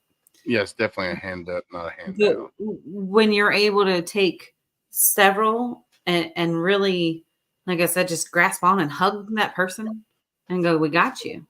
We're going to make sure you're okay. Nobody's going to let you fall. We're not going to, it's as long as we're around, that's not going to happen.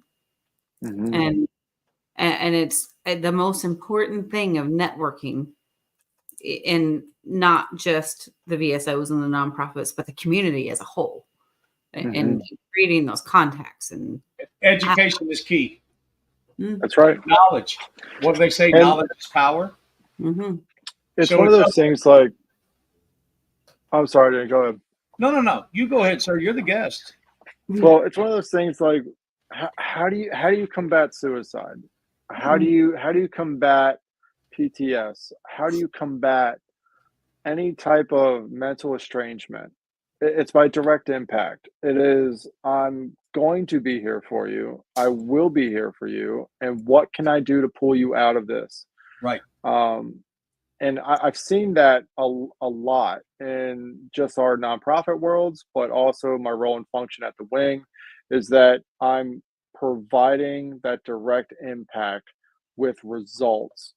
You guys serve the same damn 214s that I have. What can I do to help you to know that you can rely on me? I want you to know that I am an asset to your toolkit. Now utilize it. And sometimes pride gets in the way. We all have it. Pride is a devil's shoulder pocket. I've told people this story. I've told people this story 100 times, Ryan. One of my shows, I always tell them, look, I am not medically, shoot, help me out. I don't have a degree. You know what I'm saying? I don't have a medical education. He's asking Marty. I have many, many years with some of the best that the VA had. Okay? I have a lot of experience. that Mexican show? again, James? Mexican, right there. Hmm. So I was at a show one time. They had one of those little weird headsets on me, and I was talking and talking. And about 9 or 10 rows back, there was a young man. He couldn't have been 25, 26. He was bawling. I mean, he was really in bad shape. And sometimes all it takes is a little personal empathy. Mm-hmm. Because I'm waiting for someone to go to this kid, and no one moved, and people were looking at him. So I kept talking and walked down off the stage. I walked down the aisle. I grabbed him and stood him up and gave him a hug. And I said, folks, sometimes this is all we need to do. That's all somebody needs. Mm-hmm. How do we stop the 22 a day? Somebody, all of us need to give a shit. Mm-hmm. Because somebody, all they need is somebody to talk to. I was at a show in Parkersburg, West Virginia. I met a awesome couple, and I know they're not on tonight. And I was talking to the woman, and she started talking about the death of her dad when she was young. Well, I turned on a video of some Gold Star kids that their daddy come home from Afghanistan, and he became one of the 22. That took her all apart. And then she wants to start telling me about her husband. Yeah, but he won't talk. I said, well, yeah, he will. She said, no, you don't understand. I've been with him 20 plus years. He won't talk. And I said, ma'am, he loves you. You're his number one. He'll die for you in a second. No questions asked. But why would he talk to you about things that he knows you won't understand? So she called him. You got to be here the next morning. You got to be here. You got to meet this guy. So he come over, introduced himself. We had a couple drinks. He went back over to their booth. Later on that evening, things slowed down. He come back over and we started talking. I flipped on the video again, this time my story. And about 3/4 away through my video, he folds his arms. And I look at his wife and I wink at her. And I start talking to him. And then when the tears started rolling down his face, he started talking. And I turned and looked at her and I said, I told you he'll talk. Mm-hmm. Because I know. I know. Why do I know? Because we wore the same damn boots. Yep. And sometimes all we need to do is care. It's all that person, the majority of the time. Now, don't get me wrong. There are sometimes the folks are just, that brain has just quit. And I get it. Mm-hmm. Always seek medical help. I'm for it. But for the future, David and I talked about this before. We were looking to put a bunch of VSOs together. Because if I got 20 VSOs on speed dial, just because what our organization may not be able to help you, you're not walking away from me. Right. I've got somebody that I can say, hey, this guy needs help. Talk to him. Mm-hmm. You start the ball rolling, but you're letting that individual know somebody cares. And sometimes that's all we need to do. Yep. And I was that person right after I got out, and I was 2 feet in, one door out away from the devil's handbasket, and that's where I got suspended from college for acting out. That's when I started having a lot more aggression towards the community and just locals that didn't know what was going on with me. Mm-hmm. I wasn't being fulfilled in life, fulfilled in my marriage, fulfilled in friends, fulfilled in people believing that they can help me. Until I met this one cat, Patrick Carney. He's a brother, mentor, friend. He is a guy that ripped those anchors off my ankles and just pulled me one toe at a time. And we dealt through what we needed to do to get me on a successful path. And that's where he introduced me to the Student Veterans Organization. And that gave me my community back. That gave me that drive back. That healed me and my wife together. That brought that purpose back to me. However, to your point, James, is if Pat didn't recognize that and me just passing in the hallway or eating my lunch by myself or having a black and mild by myself outside with my headphones on, if he did not see anything of that, and I was just that loner rando dude on the side, I'd probably be dead by now. I truly would. Um, and it's nothing of the dismay of my friends and family that they never did enough or they weren't there enough for me. It just the connection was invalid. The connectivity to figuring out the language and the culture and what is required to make that direct impact. It's a very sensitive topic, and my wife knows every darkest, honest problem we've ever dealt with in me. However, you never want to overburden your reliability. And your reliability is I will always toe the line for you. And that's my job and duty to do that. And I don't want you doing that more than that I can't do for you. Yeah. And at that moment in life, I had nothing left. I had nothing to get me through that point. Earlier, you were And speaking about homework. mhm. So I've got homework for you, Mr. Ryan. I don't know if Dave can share it, how you can find it.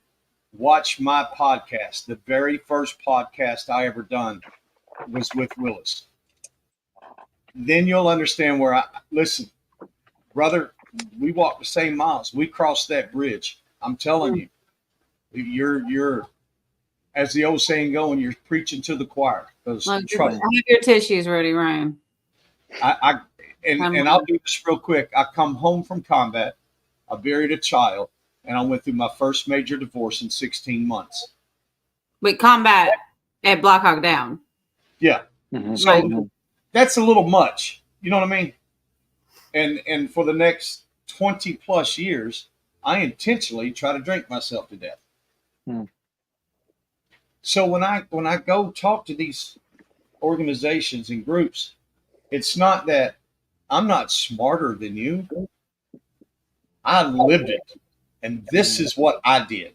And this is what I did wrong. 90% of my story is what I done wrong. But it just took one spark.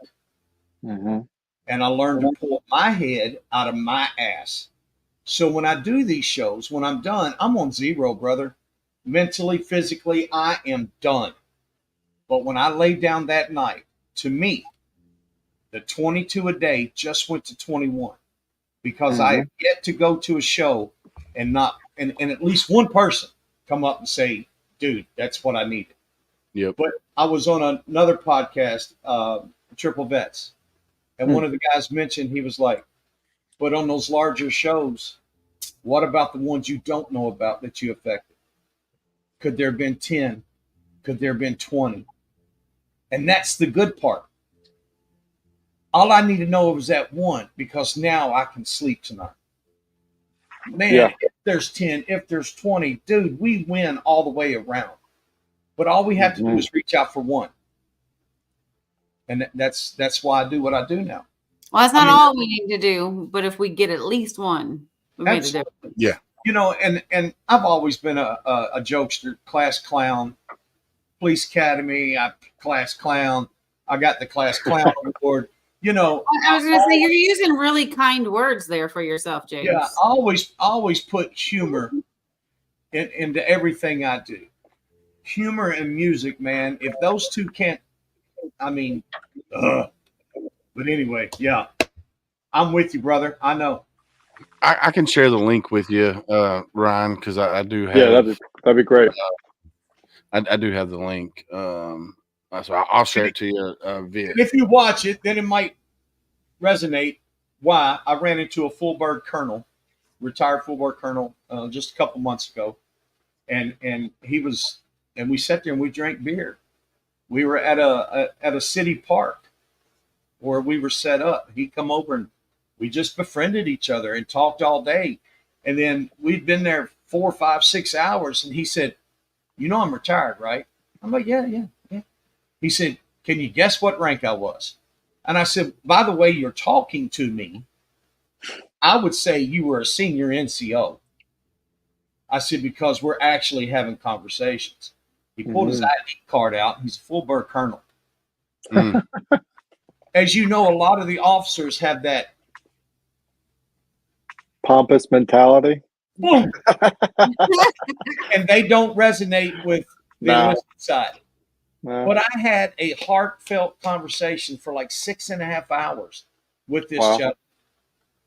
You know, and it wasn't until the end that I found out he was a full bird colonel. Mm. So I'm like, oh shit, I'm sorry, sir. You know, I've been talking like two enlisted soldiers sitting here all day long. And he said he appreciated that because I treated him. Correct. If I knew he was a full bird colonel when he first sat down, It I would would have been different. It's a whole other echelon to stigmatisms, man. Mhm. Yeah. That's you know, that's a whole out underspoken right. stigmatism of culture, the officer corps. So I just, you know, I got an email from him a couple of weeks ago, and he said, "Look, I really appreciate you spending the time with me and confiding in me and telling me your story." He said, "I've got something for you," and that's where I got invited down to the Baton Death March to speak. So it's That's amazing. You ever Yeah. I was telling Candace, right, my cannonball month of June, it was pretty gnarly of events. Um, 1 week I'm in Colorado, the following week I'm in jury duty, the next week I'm in Oklahoma, the following week I'm in Texas. Have have y'all ever seen a visual of a full burnt cigarette and the individual's either slow sipping or nothing in the glass? And whether it may be a bar, a lounge, outside, whatever, right? It's a full burnt tip cigarette. And we were, I was at a conference in Texas, and we were at the hotel bar, and I was with my colleagues, and I just overlooked the bar's closing out last call. And I overlooked, and this gentleman had a fully burnt, tipped out, ashed cigarette just hanging on his fingers. He had maybe one sip left on his glass, and he was drawn. You know, you could tell that he wasn't heavy drinking, but he just had a sipper, right? So you knew he was stationary. And I said, you know, guys, just give me a minute. You guys keep talking. I just have to check this guy out at the bar real quick. I go over to him, I introduce myself, and I said, how you doing tonight? You know, are you got something on your mind? Look pretty heavy. And he was like, no, I was just drifting for a minute.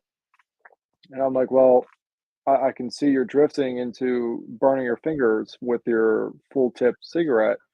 I got time. I'll put my drink aside. You put yours aside. Let's have a conversation for a minute.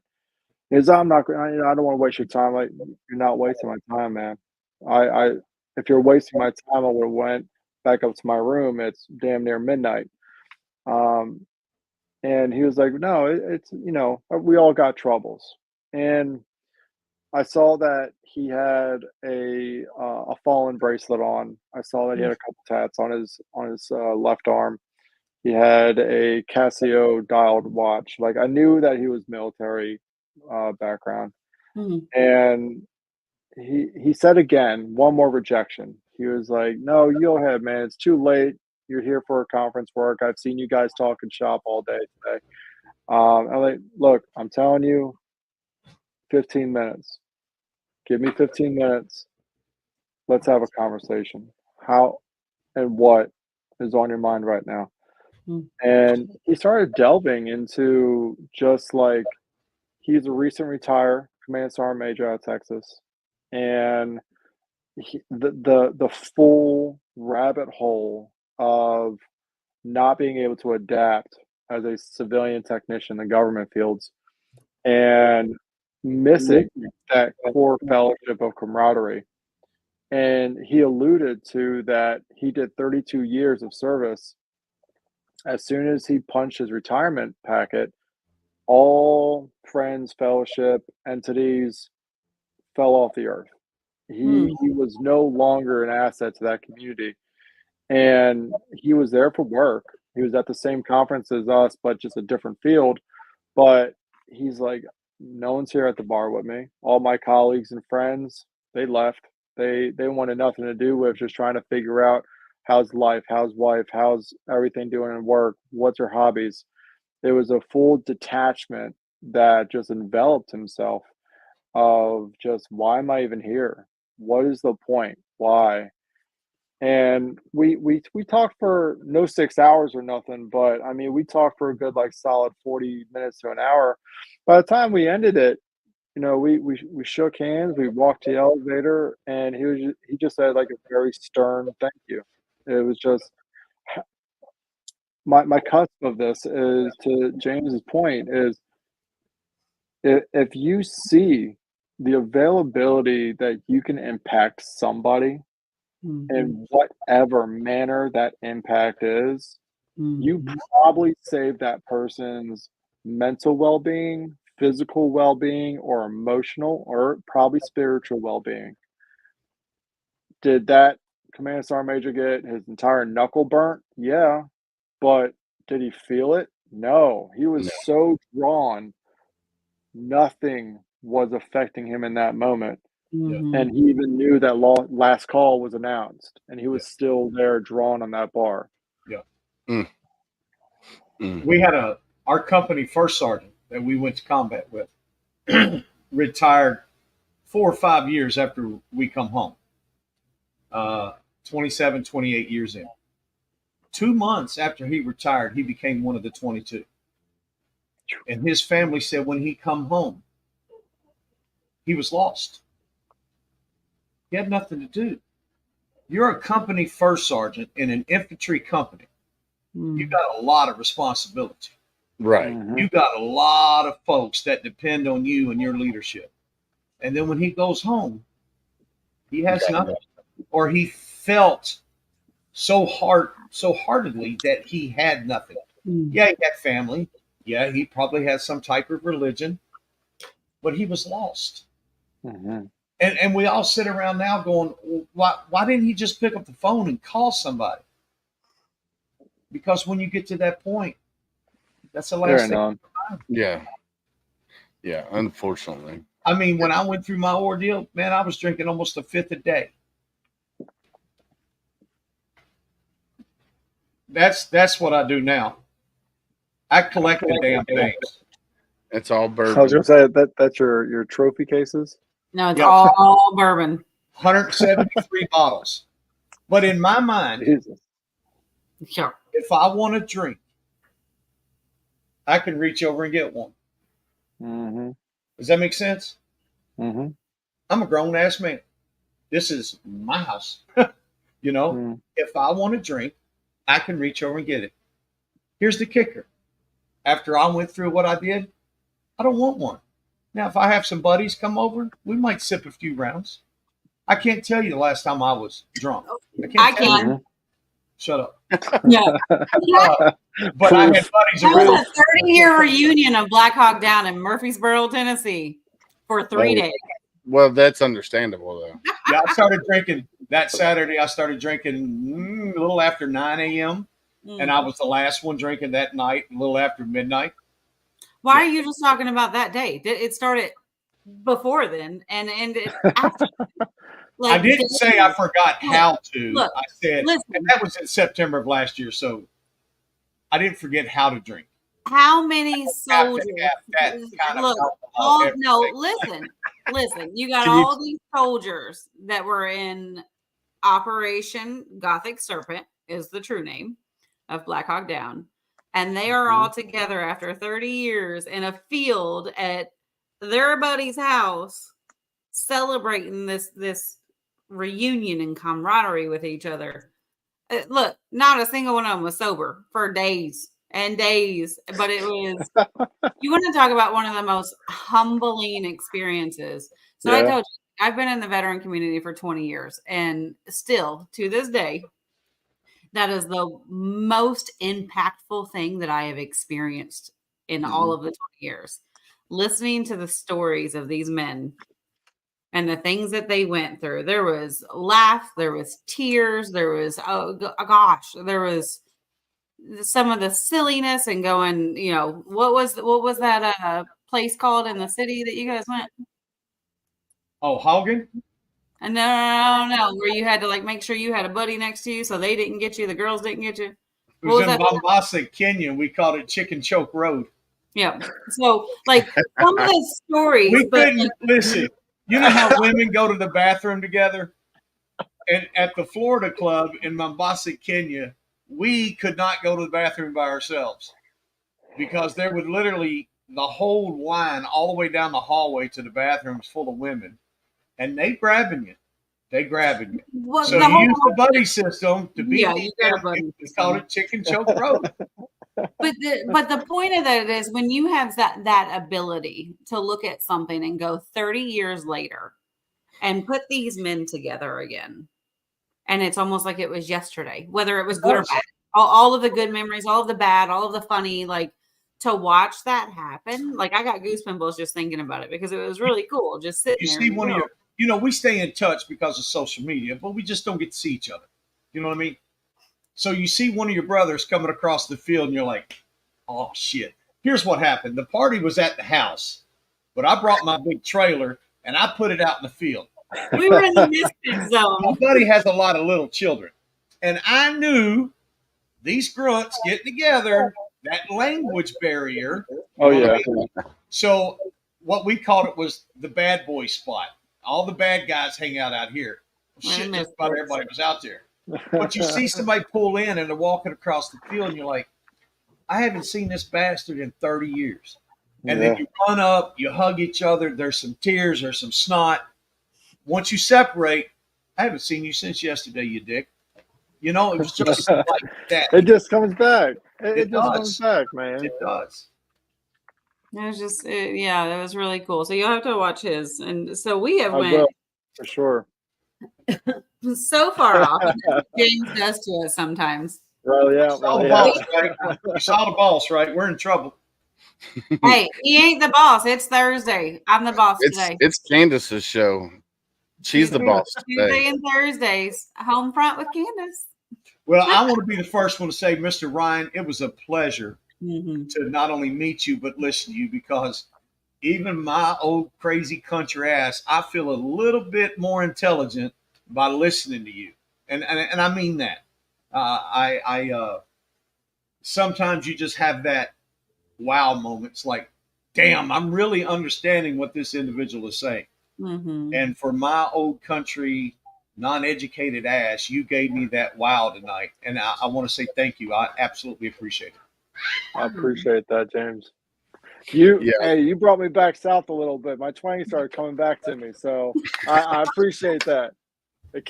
I heard it a few times. It was coming back. It was sneaking on me. I go back to Georgia. I go back to Georgia every year in January. I spend a whole month in a hog hunt.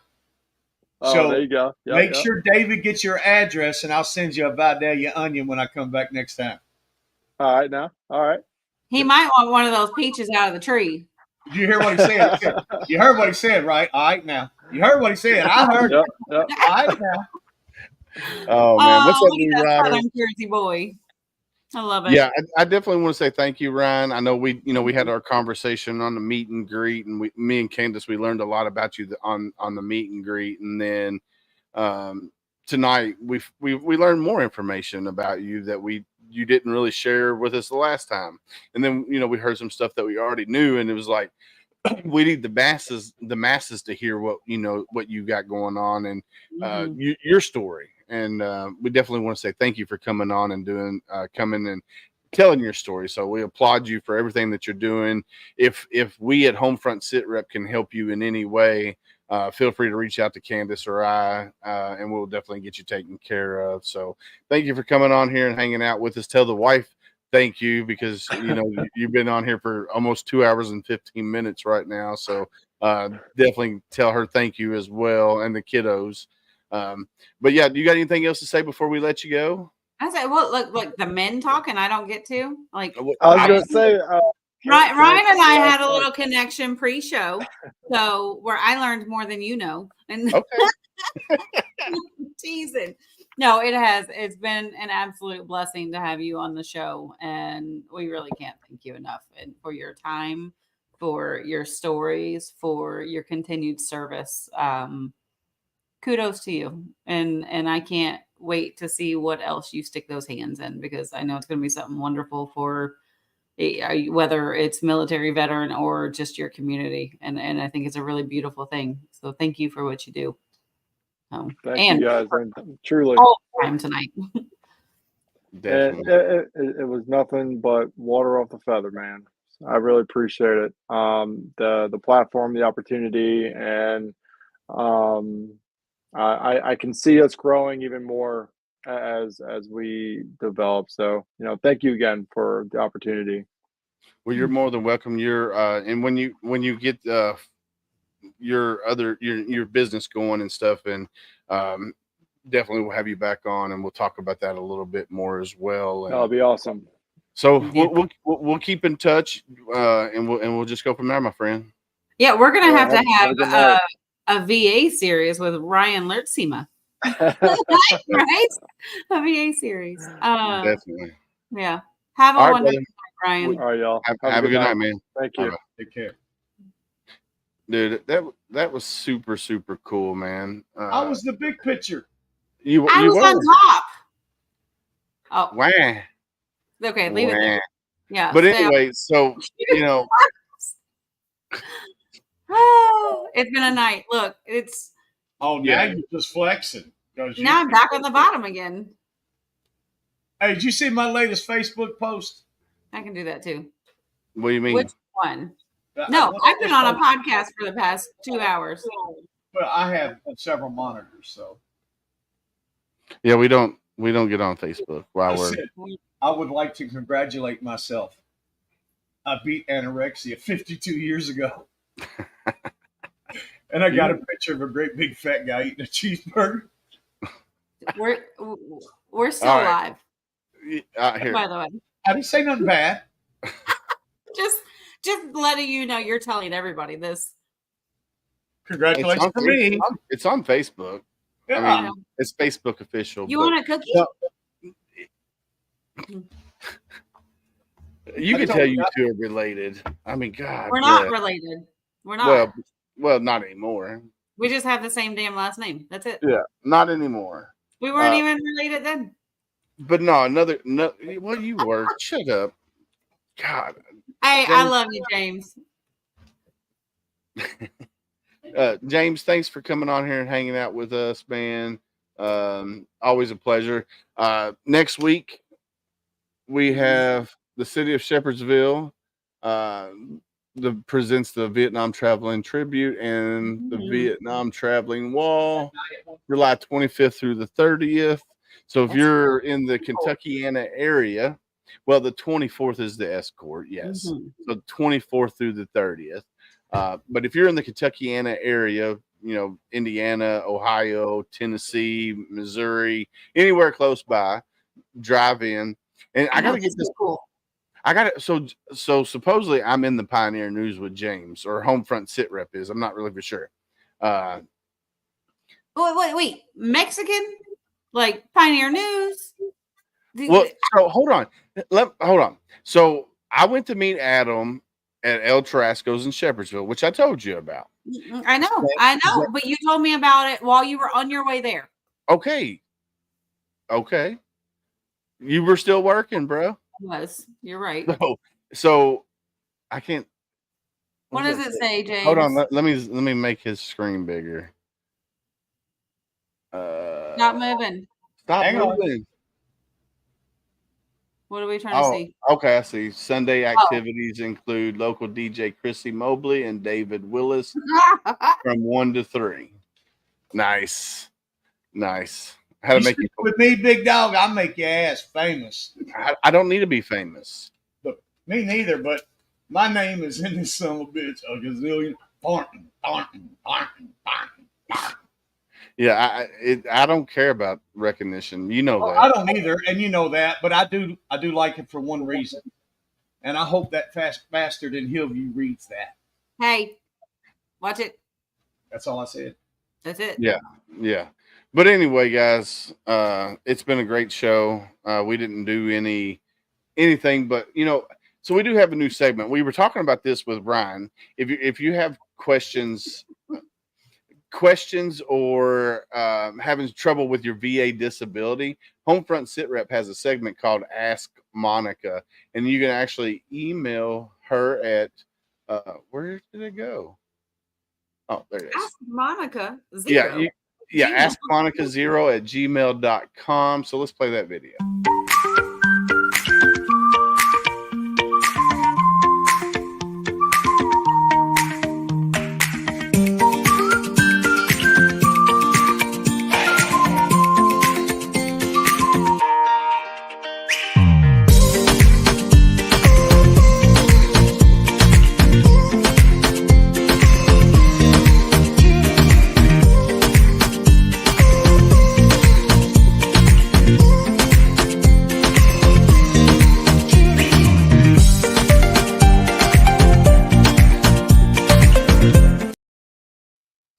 And we are back. Yeah. So if you have questions or you want a second opinion about your VA disability, you can actually email Monica to askmonica0@gmail.com.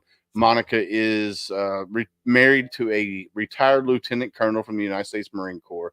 They've been married 35 plus years. She is a doctor. She has a doctorate in nursing.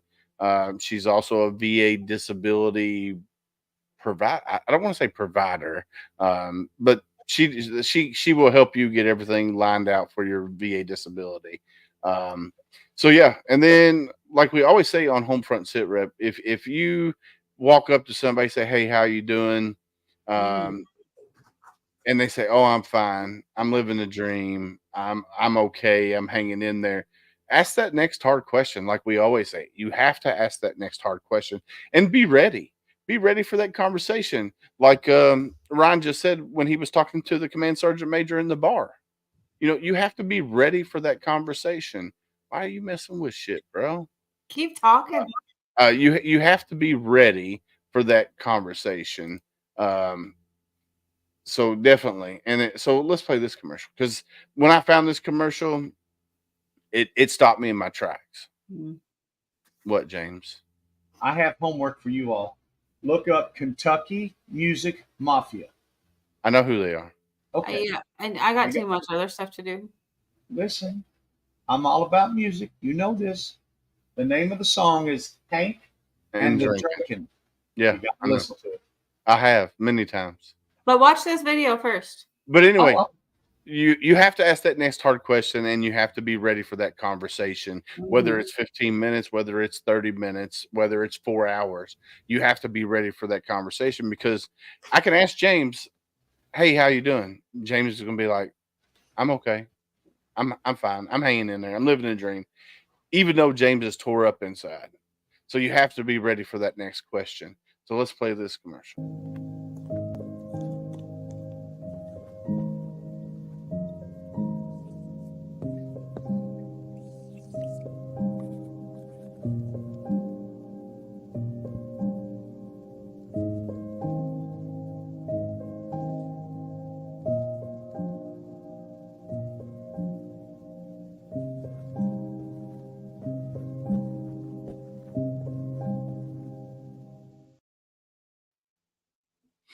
Yeah, that commercial is very, very powerful. You hit me a lot harder.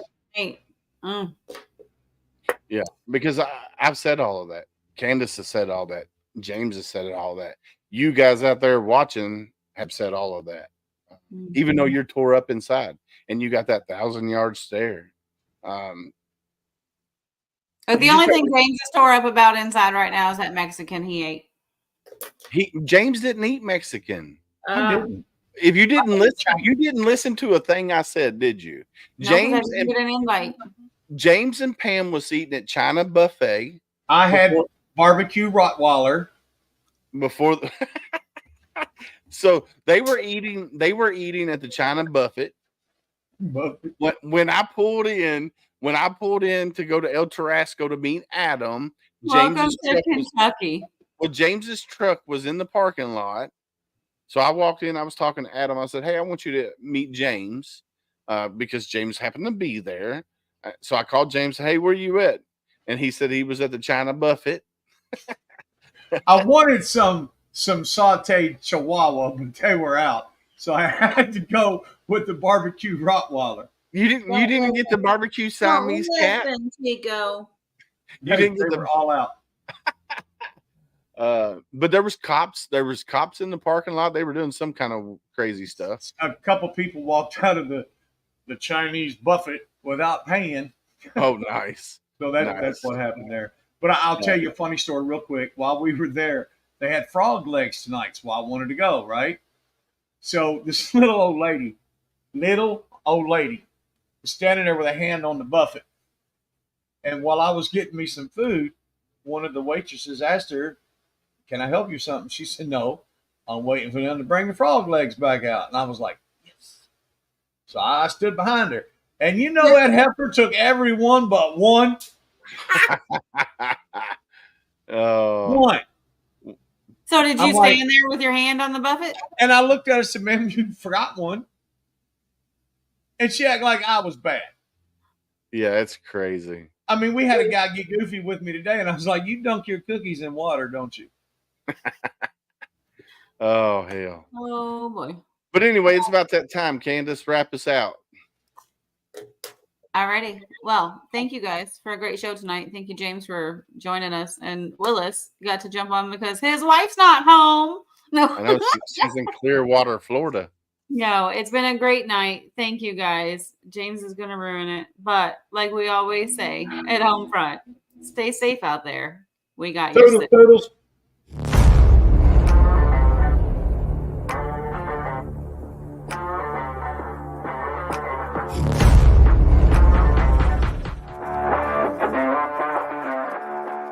Thanks for listening. Hope you enjoyed this show. Suggestions and comments are always welcome.